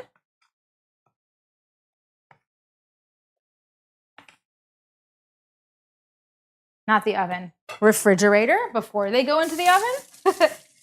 So that we can give them a quick spread with some cream. The cream helps a little bit, like if you did like an egg wash. Because there's protein and fat in the cream, it will help a little bit with browning.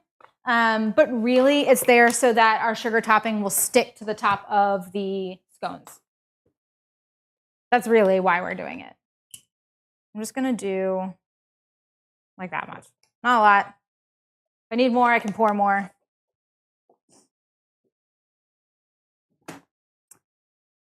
This is the point where I'm usually cleaning. But if anybody does anybody have any questions about the recipe that I might not have answered yet?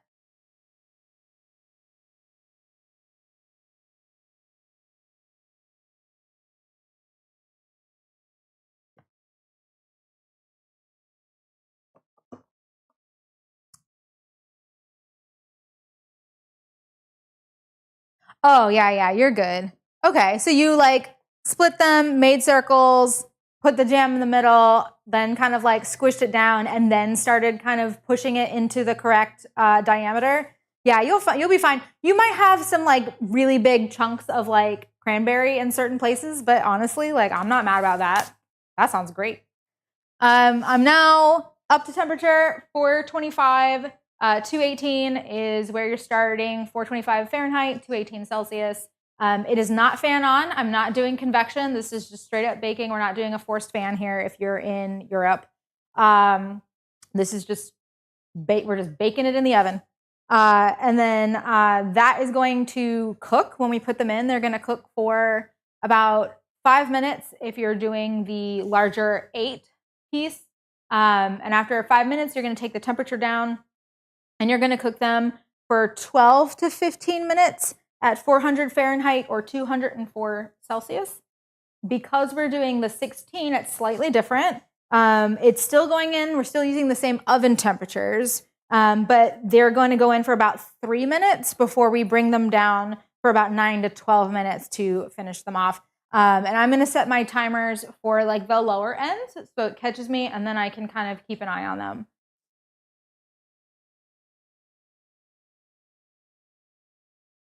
see, is there anything else that I can talk about? I can go through the recipe real quick and take a look at this. Oh,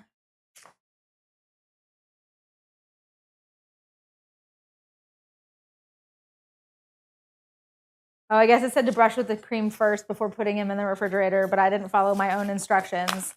Either way it works. I guess it's definitely better to do the cream and the topping first, just because it can come right from the refrigerator and directly into the oven instead of sitting on my countertop and kind of getting a little warm again. So if you want like the least amount of spread and the most amount of rise, do the cream and the topping before they go into the refrigerator. But it's not going to be that big of a difference because it'll have set pretty well by then.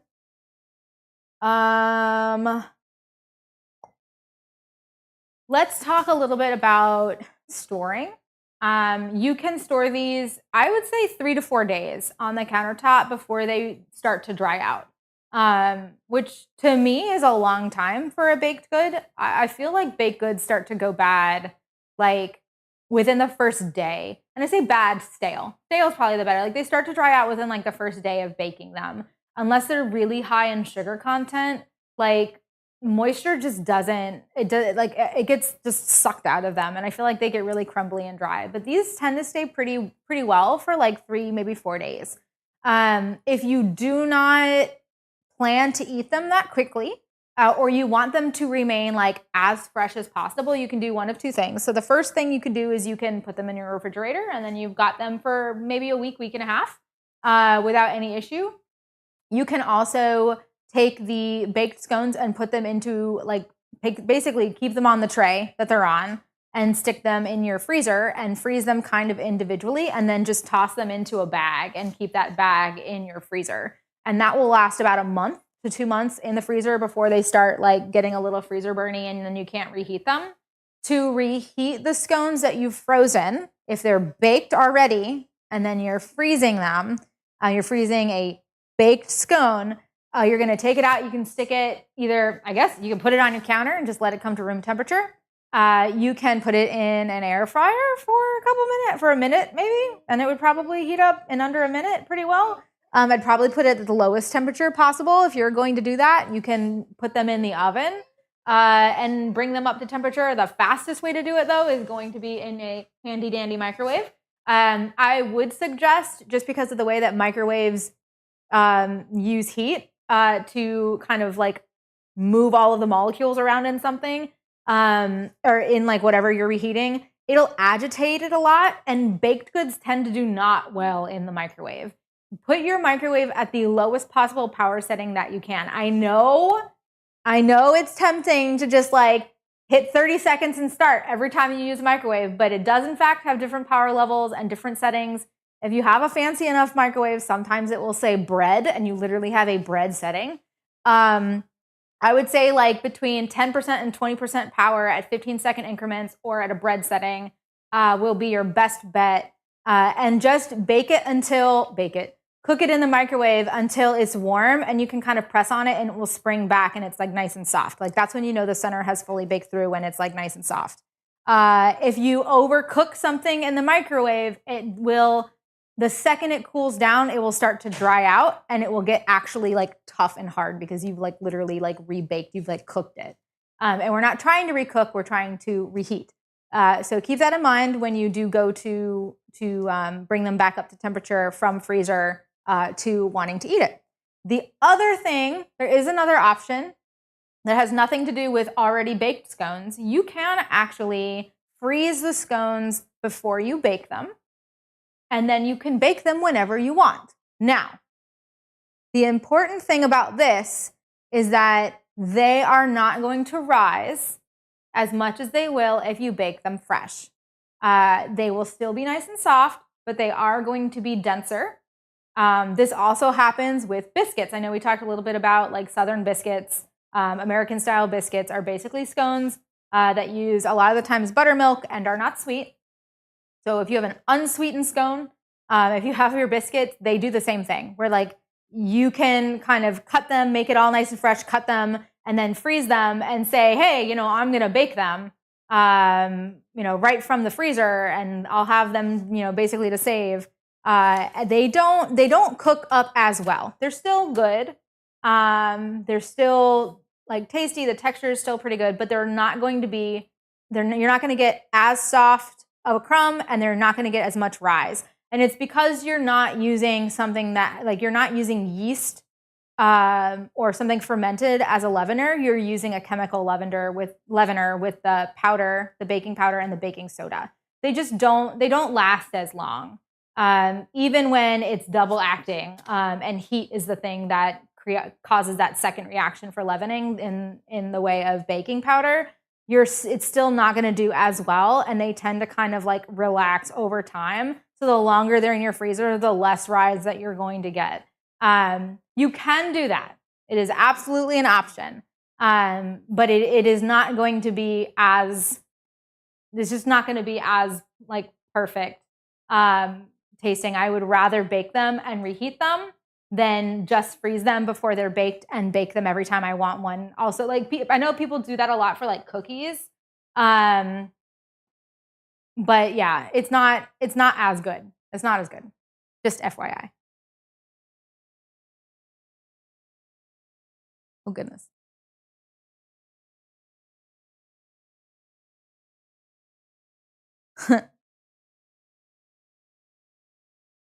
The scones won't last a month. Yeah. This is a just in case. Just in case. I have no idea what time I put. Let's see. This has been ready for, okay, 8 minutes. I guess the stuff in the ones in the freezer are probably ready to go. So I'm going to pull them out. I'm going to baste them with a little bit of the cream, put the topping on them, and then I'm going to toss them right into my oven. Let me go grab those out of the freezer real quick. You see my face? Hi, hi.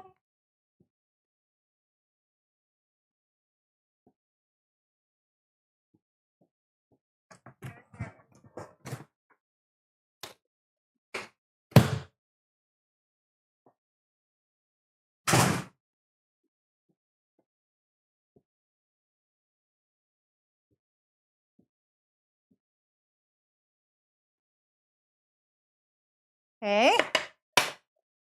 We've got these here. I'm going to move super quick. We're just going to give them a little bit of a baste. I'm not trying to go down the sides. I'm just trying to get the top. And now remember, these are going to be cold. So that cream is going to kind of get a little bit sticky. On the right side. It's going to get a little sticky. If you put them in the freezer to chill, then it might harden to the top of these, so you have to work quickly, like I am right now.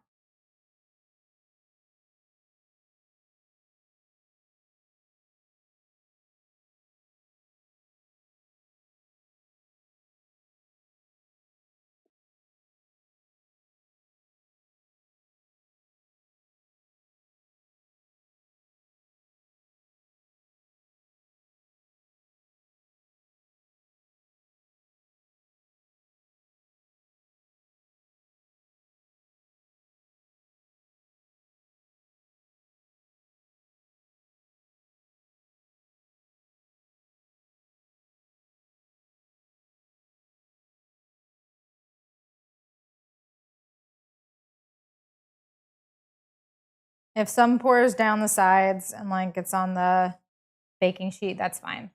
That's not a big deal. There's plenty of topping. You will be good. I promise.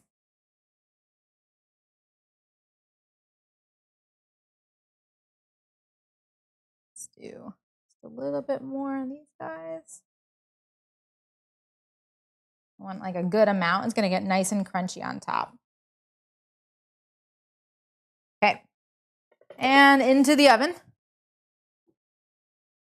We'll set my timer for 3 minutes. Oops. Not what I meant to do. There we go. Timer. Timer, 3 minutes. Start. Okay. So I've got that going.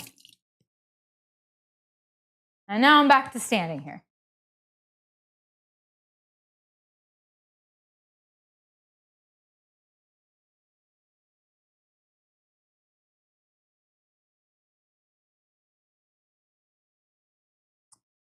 Thanks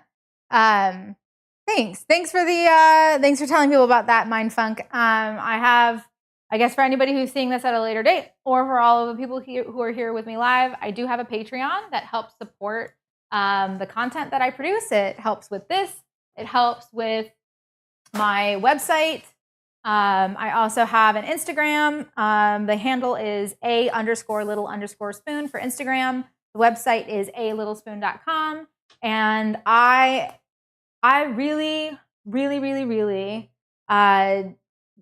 like would love to keep my website ad free. I've been at a point where I could have ads on my site and have that be a way to make income. But I hate ads with the fire of 1,000 suns. And I really intend to never do that. And Patreon is kind of part of that. So it's definitely a way to support me and also get the best of not having ads on a website and just having a better user experience. Outside of that, outside of supporting content and supporting the work that I'm doing, you also do have a couple of bonuses. We have a get together kind of once a month. We do like a little bit of a hangout. We'll do a video chat. Sometimes if I'm working on recipe development or not typically photography, but usually recipe development, if I have a day where I just kind of like want to mess around and it's not a super heavy day, I will go in and have like a video chat, and you can kind of just come in and hang out with me when I'm doing recipe development. We have a private Discord that is attached to the Patreon. You kind of just go from Patreon and it moves you into your Discord. If you have a Discord account, you can also make a Discord account that will connect. And we have a bunch of different channels that we just talk about, hey, I'm traveling to this city. Does anybody know about good restaurants here? And we'll kind of give recommendations. We've got recipe sharing and recipe help. I put a lot of behind the scenes. I ask my Patreon members a lot for like, hey, what do you guys want to see coming up to get ideas for recipes and for more cook-alongs. And we all in all just kind of hang out. It's a really solid group of people. We have a lot of fun. And I guess I didn't want to set tiers because we're kind of like at the beginning of this. That's my timer. Let's change this down and set a new timer.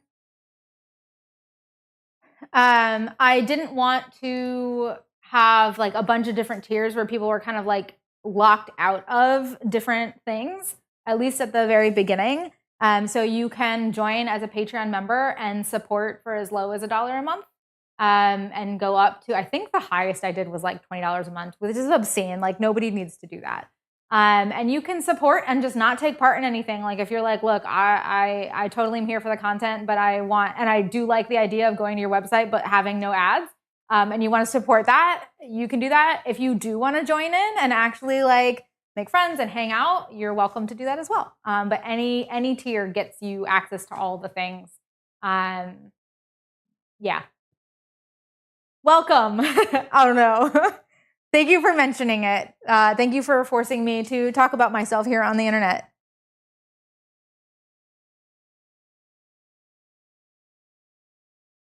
Oh, and that's true. I didn't even think about that. You can also you can gift Patreon memberships now. That was not a thing earlier, but it is now. Yeah, you can gift if you want to. You have somebody in your life, a foodie in your life that really likes to cook, really likes to listen to me talk about anthocyanins and all of the like pHs and things like that, all of food science.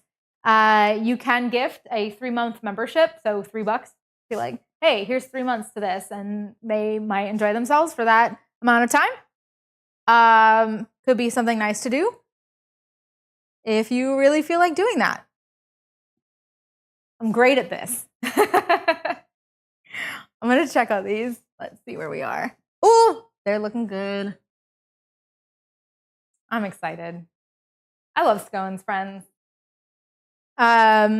Let's see. We've got about 10 minutes left. I do want to be able to take these out of the oven and show the people who are here not during the live what they look like. Typically, I would kind of end here and be like, now bake them. But this is such a quick bake that I think I'm just gonna, I guess we'll just chill. Does anybody have any questions about anything I talked about today? I can do a little blurb about the history of leaveners, of chemical leaveners in baking. Do we want to learn about that today? When we talked about pH, we might as well talk about all the other stuff. Does anybody want to hear about that? I'll only do it if you say yes. Because like learning. Yeah.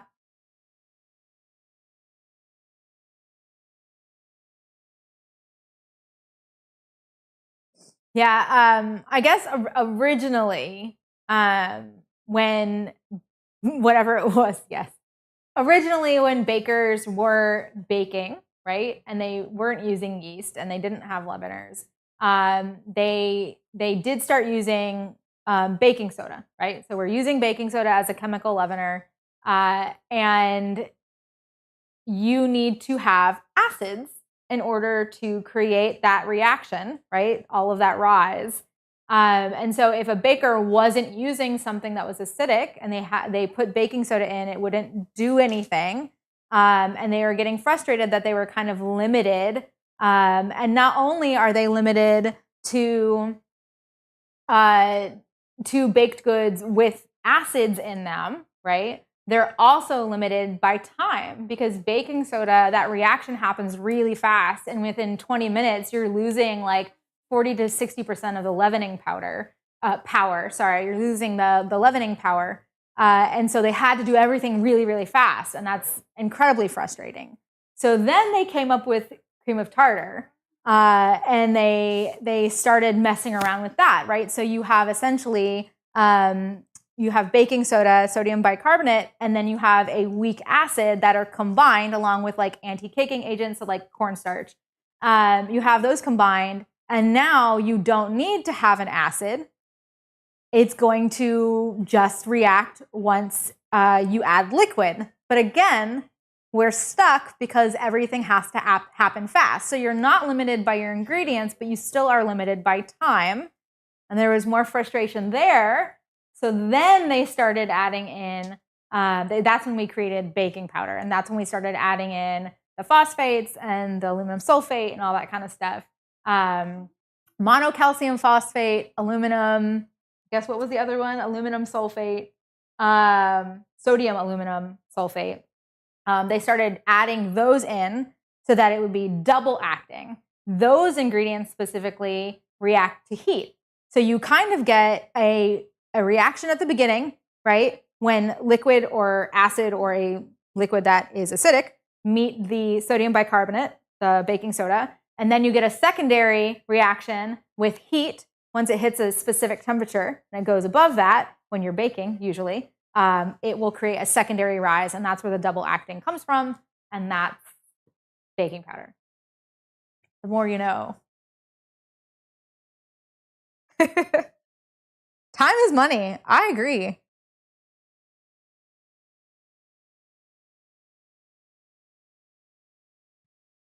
Guys, these look really good. I need scones now. I still have 6 minutes. It took 4 minutes. What do I do? If I could pick up the camera and show you inside here, you'd be very happy. You'll get to see it when they're done, though. Don't worry. Don't worry. How many scones could I eat? Let's be honest. You could eat as many scones as you want if you really, really put your heart into it.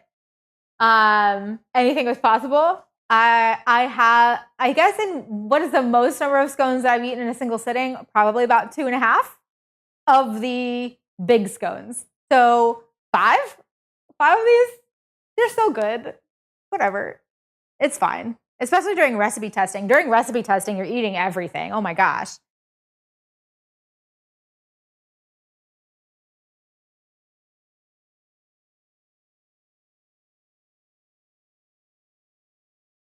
Oh no, Sage.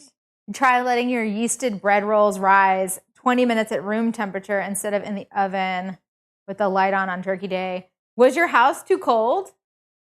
78 degrees is the optimal, between 78 and 80 degrees Fahrenheit. Apologies for my Celsius people, is optimal proofing temperature. About 70, yeah. Too cold. It would have needed about double, if not triple the time to get to where you wanted it to be. Does the family help give feedback on recipe tests? Yes. My husband basically does. And it's basically me and my husband. We are a 2-person team when it comes to that. I have been known, if I've got a lot of testing going on, I have been known to make 5 or 6 recipes and have friends come over and taste them so that I know kind of where I am, and I've gotten like feedback and tweaking from those. It doesn't happen too often because I tend to do like 2 at a time, like 1 or 2 at a time, but sometimes I just get like, I get in a tizzy and I make like a whole bunch of different recipes.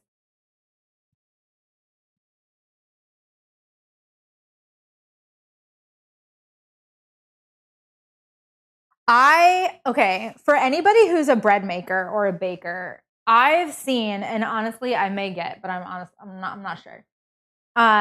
You can get warming mats that are meant for gardeners.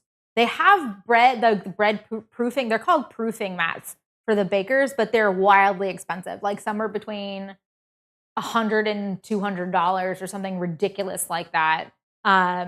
That are like proofing mats for houses that are less than the optimal temperature.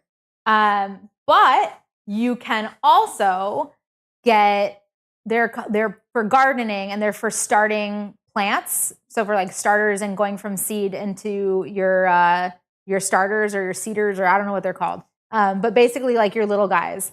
When you're doing that and you're kind of like propagating or growing from seed, you can get warming mats and they're cheaper because it's for a different industry and they don't have to look pretty. They're just like black or green. Like they're not like all beautifully constructed for, the homemaker's kitchen or something like that, where everything has to be like aesthetically pleasing and beige, much like this behind me. It's just a mat and it's meant for gardening and they're cheaper and they're supposed to be great. And I've honestly contemplated about getting one of those because my house tends to get relatively cold in the winter as well. Only our winter is much shorter, so I'm not as like worried about it. I'm gonna take these out. These are done. I did put this at 12 instead of 9 minutes, so the bottoms are a little bit browner than I would like. But there we go. Our scones. We're gonna let them chill just a little bit. Yeah, we're nice and that one has my name on it right there. I'll probably eat one of the sloppy ones just so somebody else doesn't have to eat it, but these look good. Yum. Scones. Now I have to wait another some odd minutes to let them cool because if I tried to lift this off of the tray right now, that would be a problem.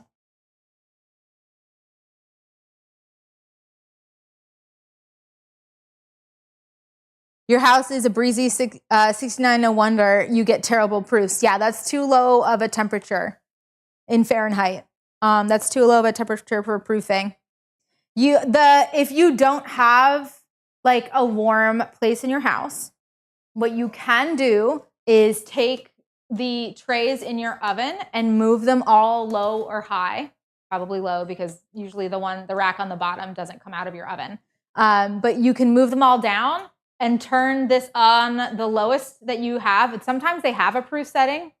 Sometimes we don't. That's okay. You can take this and put it on the lowest possible temperature that you can for just a couple minutes and then leave the door open, get like the ambient temperature of it and put it in when it's somewhere around 80 Fahrenheit.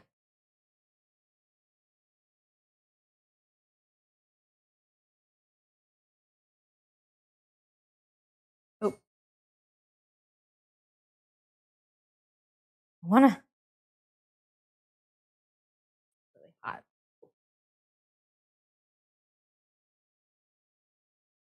So basically, let's do we can do a little ASMR, right? Grab a knife so you guys can know. So like we have essentially this like really soft center, but you get like the nice kind of like crispy. I don't know. I'm trying to do things. You get a nice like crispy, crunchy sugared top, and then you get like the nice soft scone on the inside, and it's just like a really nice contrast. I don't know if you could hear it. It's fine. Bakes SMR. Bakes SMR. Seeding mat ordered. Yay! Oh, seedling. There we go. Seedling. That was the word I was looking for.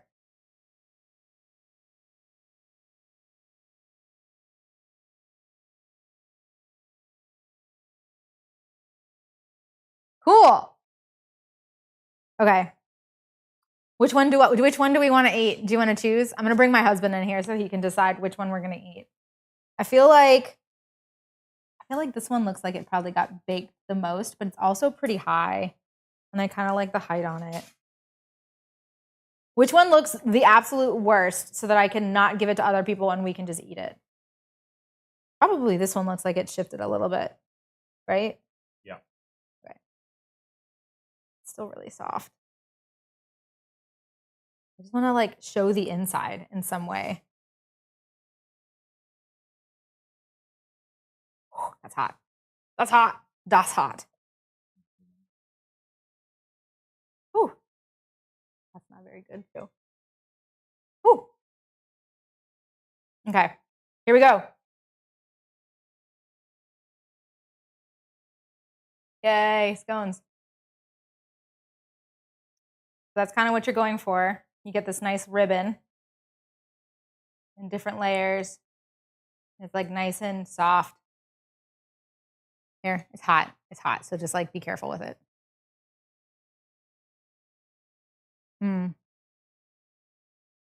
That's tasty.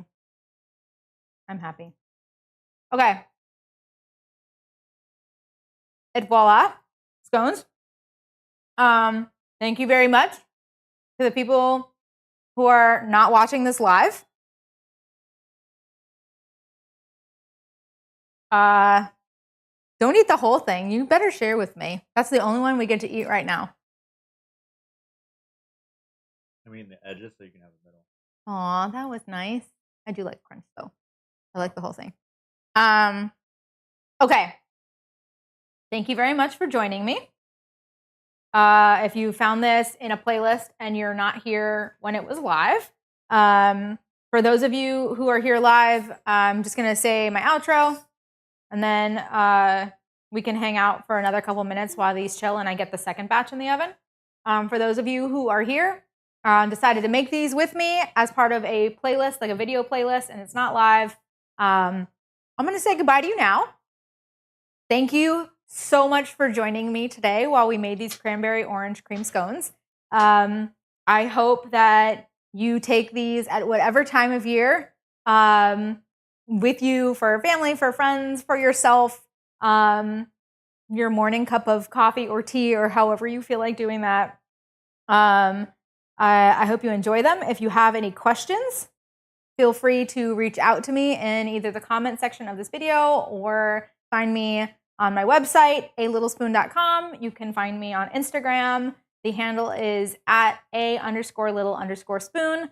I do put all of my recipes on Instagram, so you do not have to go to my website if you really don't want to find these specific, even this one, even this recipe, it is on Instagram. I typically will post photos for a recipe and then we'll post the actual recipe there. But you do miss out on the FAQs.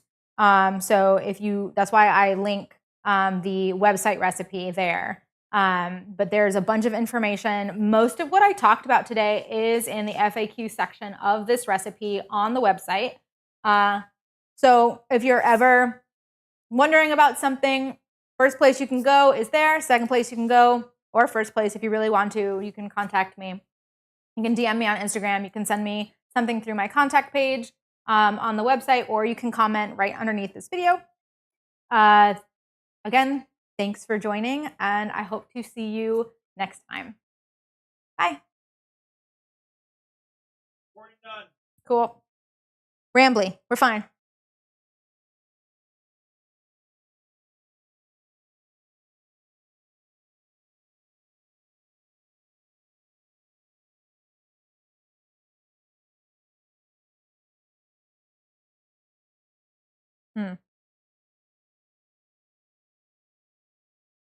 Honestly, Mark, like if you're really worried about additives, just start using whole ingredients. Like find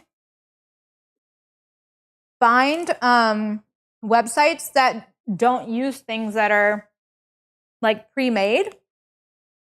Make your own soup stocks, make your own breads, make your own, like if you're going to do that, go for like your lowest common denominator and buy whole foods and then put it's effort. It will, here's the thing though, it will save you money in the long run. I know stocking your pantry is going to feel expensive because it is. But once you have a stocked pantry, you end up spending less money and you end up eating better, but it does take time. If you're going to be making your own stocks, you're going to be making your own breads, you're going to be making your own stuff. Like it does take a lot to do something like this. When I was doing this, and this wasn't my full-time job, weekends were just full of prepping all sorts of stuff so that I had everything that I needed for the next month, week, however long. And I cooked in bulk a lot. But like I said, like things that end up being cheaper and they end up being healthier. So yeah.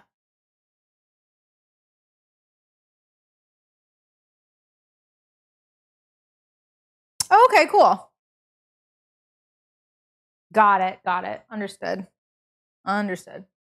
Well, I mean, I'm happy to talk about ingredients. I'm happy to talk about food science. This isn't really like while I did go to school for politics, this isn't like a wildly political place for content. I'm sure there are much better creators out there. I don't know of any off the top of my head.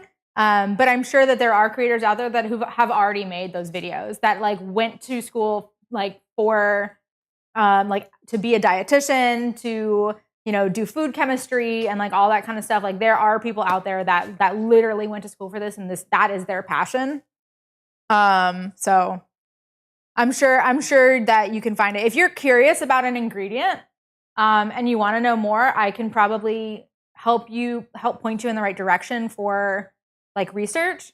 But I'm not. Yeah, no, I'm just saying like I'm probably not going to be producing the types of videos that you're looking for.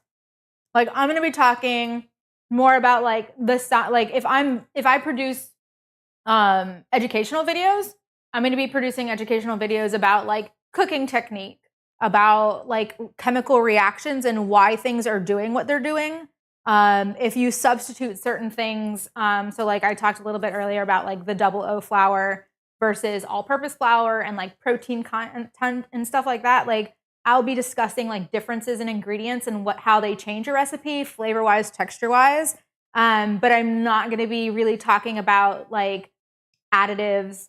There are ingredients that I do use when I am doing specifically like more advanced techniques for like pastry and stuff. So like using xanthan gum, using MSG, using things like that. I have those things in my pantry. I use those things. Guar gum, psyllium husk, like for gluten-free baking, like all those things. I have those. I use those. I am less worried about those things, I think, than I cook this way so often that I'm like, I don't really buy a lot of boxed stuff and make it. So I don't really think about and or worry about a lot of the extra additives. And I know that is just part of like where I am. And I'm lucky that I don't have to think about those things. I'm lucky that I have the time to make this kind of stuff. But yeah, if you're looking for that kind of content, that's not something that I probably will end up making like a concerted effort to do. I'm not sure if that's helpful.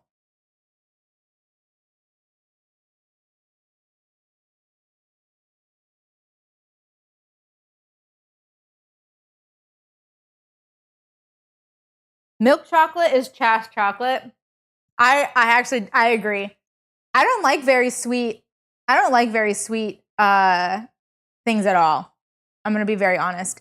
Every time I have the opportunity to add like buttermilk or citrus or something like dark chocolate or cocoa powder or whatever, like something to kind of make something slightly more bitter or slightly less sweet, I'm going to take it.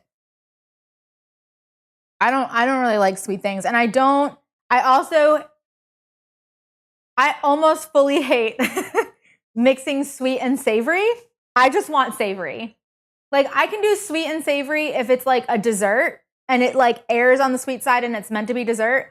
But if I go to a restaurant or something and they do like a sweet and savory something or other, and it's meant to be an entree and I am like getting sweet, my brain's like, this is not it. I want something to be greasy and salty and crackly and savory and crunchy and all of those things. I don't typically like sweetness in my entrees, in my dinners.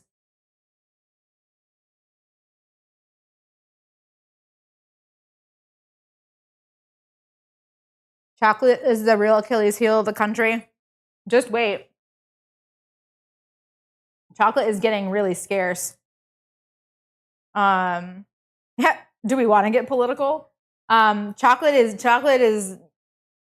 have been freaking out for the last year because the growing seasons are shorter, the climates are changing, where chocolate is like the cocoa beans are grown, and they're having a harder time successfully growing chocolate or the beans to produce chocolate.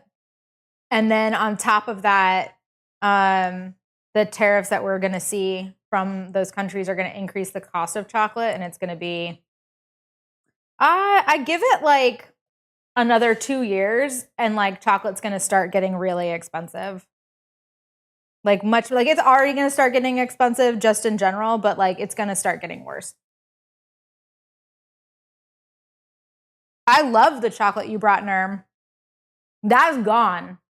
That chocolate was gone. It's so like, it's because so like I've noticed this. America puts a lot of wax in their chocolate. Especially in like chocolate chips. So like if you get like the little like morsels or whatever, because they put a coating around the outside of the morsels. So not only do you get the wax in the chocolate to help it not melt and not spread, it also has anti-caking agents and like a layer on the outside so that they don't stick to each other in a bag. And those things like, they're just not creamy. They're just not creamy. And like, you can tell the quality of a chocolate when you bite into it and it immediately starts to melt. Even like semi-sweet or like dark chocolates. Dark chocolates don't do it as much because it has less cocoa butter. But you can tell like the quality of the chocolate by how quickly it melts and like the waxiness that you feel when you take a bite of it. Am I breaking off and tasting? I'm taking some of the rough edges off just because I'm bringing these to friends later. And I want them to look pretty because I'm vain. No, I want them to look like slightly nicer. So I was just getting rid of some of the like really rough edges and just a little bit of the sugar lace. So like some of the sugar fell around down the outside and I've got a little bit of a lacy bottom here. Kind of like if you do like a pot sticker and you get a little bit of that stuck to the bottom. I'm picking off the best crunchy parts. I'm going to eat all this. Who are we kidding? A ganachery? There's a ganachery? What? That's good chocolate. It's also incredibly expensive, I can imagine. America does put a lot of stuff in their food. That is true. That is true. Do we have to start hoarding chocolate now? I don't think there's going to be a need for hoarding chocolate for in the next decade. But it's not a bad idea to think about. And also like you have to worry about how long is chocolate going to last. Like it'll start to bloom. If you keep it in your pantry or something like that, honestly, if you had space for it, you'd have to keep it in the freezer to make it last longer. But it's not a bad idea to think about what you're going to be doing, like baking this year and then maybe next year, and buying chocolate now because it's going to go up in price at least $1 by next year. So.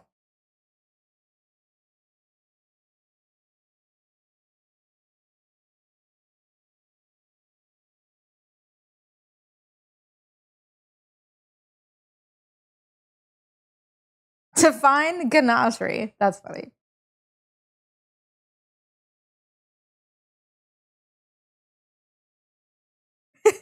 That's funny.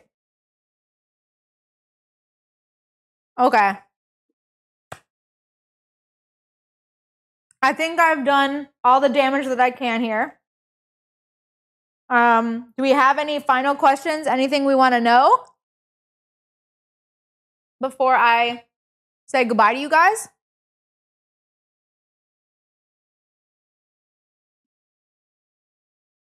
Anything? For those of you who made scones with me today, have you eaten any? How are you feeling about them?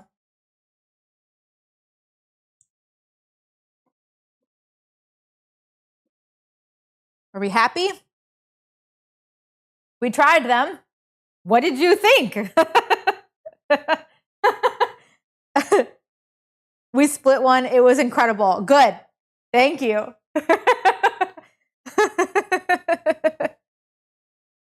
I'm very glad. Good. I'm glad.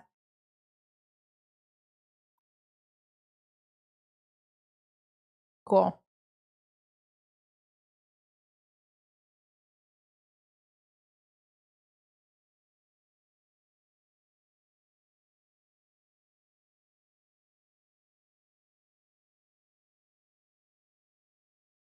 We'll remake for family at Christmas time. Ooh. My recipe's been relegated to Christmas time baking. Do you pronounce it scone or scone? I say scone because I'm from the US, but I know in Europe a lot of you guys say scone. Scone. Yeah. We just say scone because it's got an E at the end and the E makes the O long. Scone. Yeah. Oh, I meant to ask. This is outside of video content, but since we finished the video and we're only live right now, Bethany, how did you guys like the avalanche bars? How did that go? Happy there. Happy here. Yummy. Be perfect with your morning tea. Yay. They were excellent. Cool. Good. I'm glad. I'm glad those went over well. And they're so easy. I'm glad. Even with all the extra chocolate. Still good.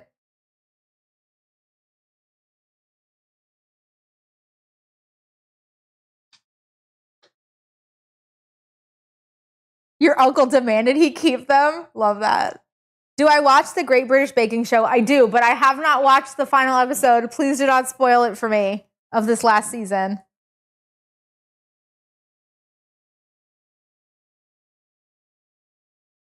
Homemade scones are the best.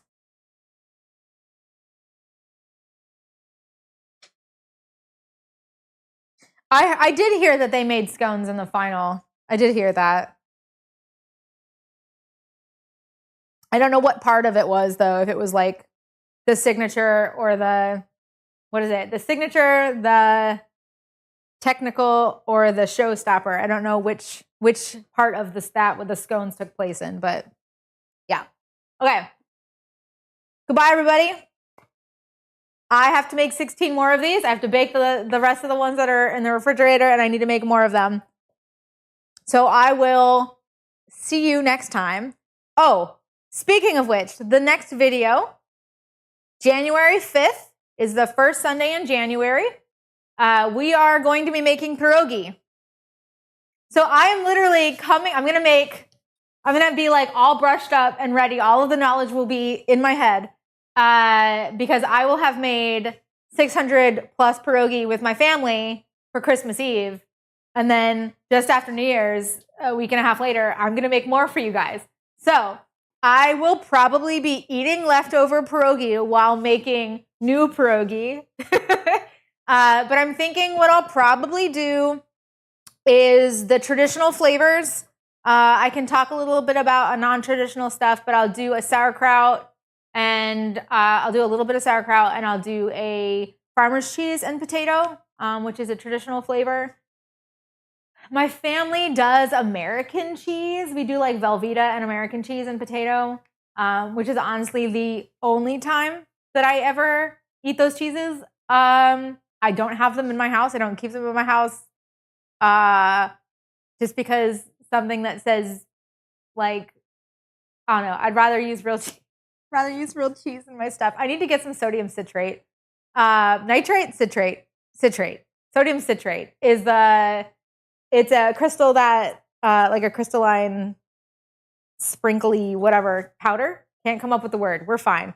That you put in cheese, and when it melts, it actually keeps it from kind of like reforming and drying out. Keeps it like a nice, like creamy texture. It's great if you're making macaroni and cheese. There's another scientific base ingredient to use instead of using the processed cheese. If you're looking to get around that. Sodium citrate makes great nacho cheese. It does. But yeah, I don't think I'm gonna do the like non-traditional version. I think I'll do the two traditional versions that my family makes. Or at least what I was like before we started making the like Americanized version of our pierogi. But basically potato and cheese filling and then a sauerkraut filling. I'll be making the dough. Essentially, we'll make the fillings and then I'll try to lay them out as best as I possibly can so they can cool, because typically I'll cool them overnight in a refrigerator and then we'll make them the next day. So we make it at night, chill it overnight, the filling, and then make them the next day. But I don't got time for that here. So I'll be making the fillings and then trying to like spread them as thin as possible to chill and rest, and then use them for the pierogi. I'll make the dough. We'll probably form at least 10 of them and then boil them and have everybody have the opportunity to eat them. And I will probably pan fry some of the ones that I brought home from Christmas so that you guys can see what they look like when they're pan fried, which is how they're best. Pan fried with onion butter. Oh, nice. She makes sauerkraut. That's super cool. I have to buy my sauerkraut. I've never made sauerkraut before. It's intimidating. I feel like I should do it though. I should learn. Who are we kidding? Do it for the website.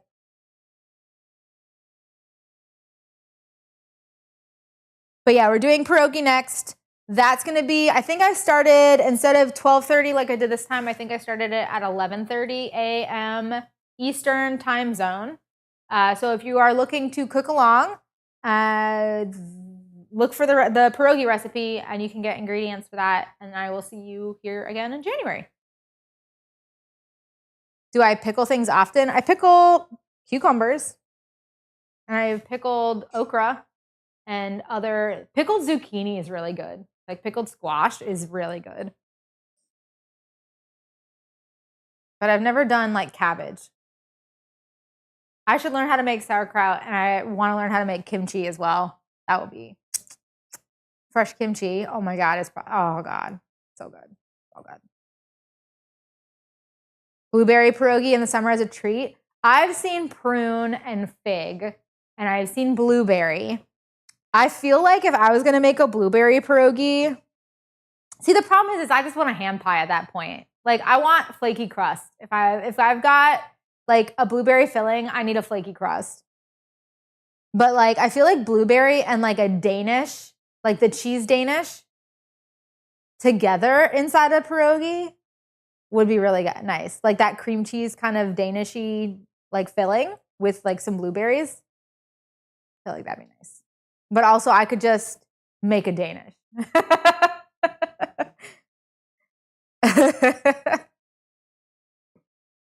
Okay. Okay, I'm actually going this time. Are we ready?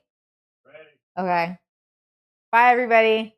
Lep will see you tomorrow. It is Monday, 6:30 a.m. Eastern, as he likes to say.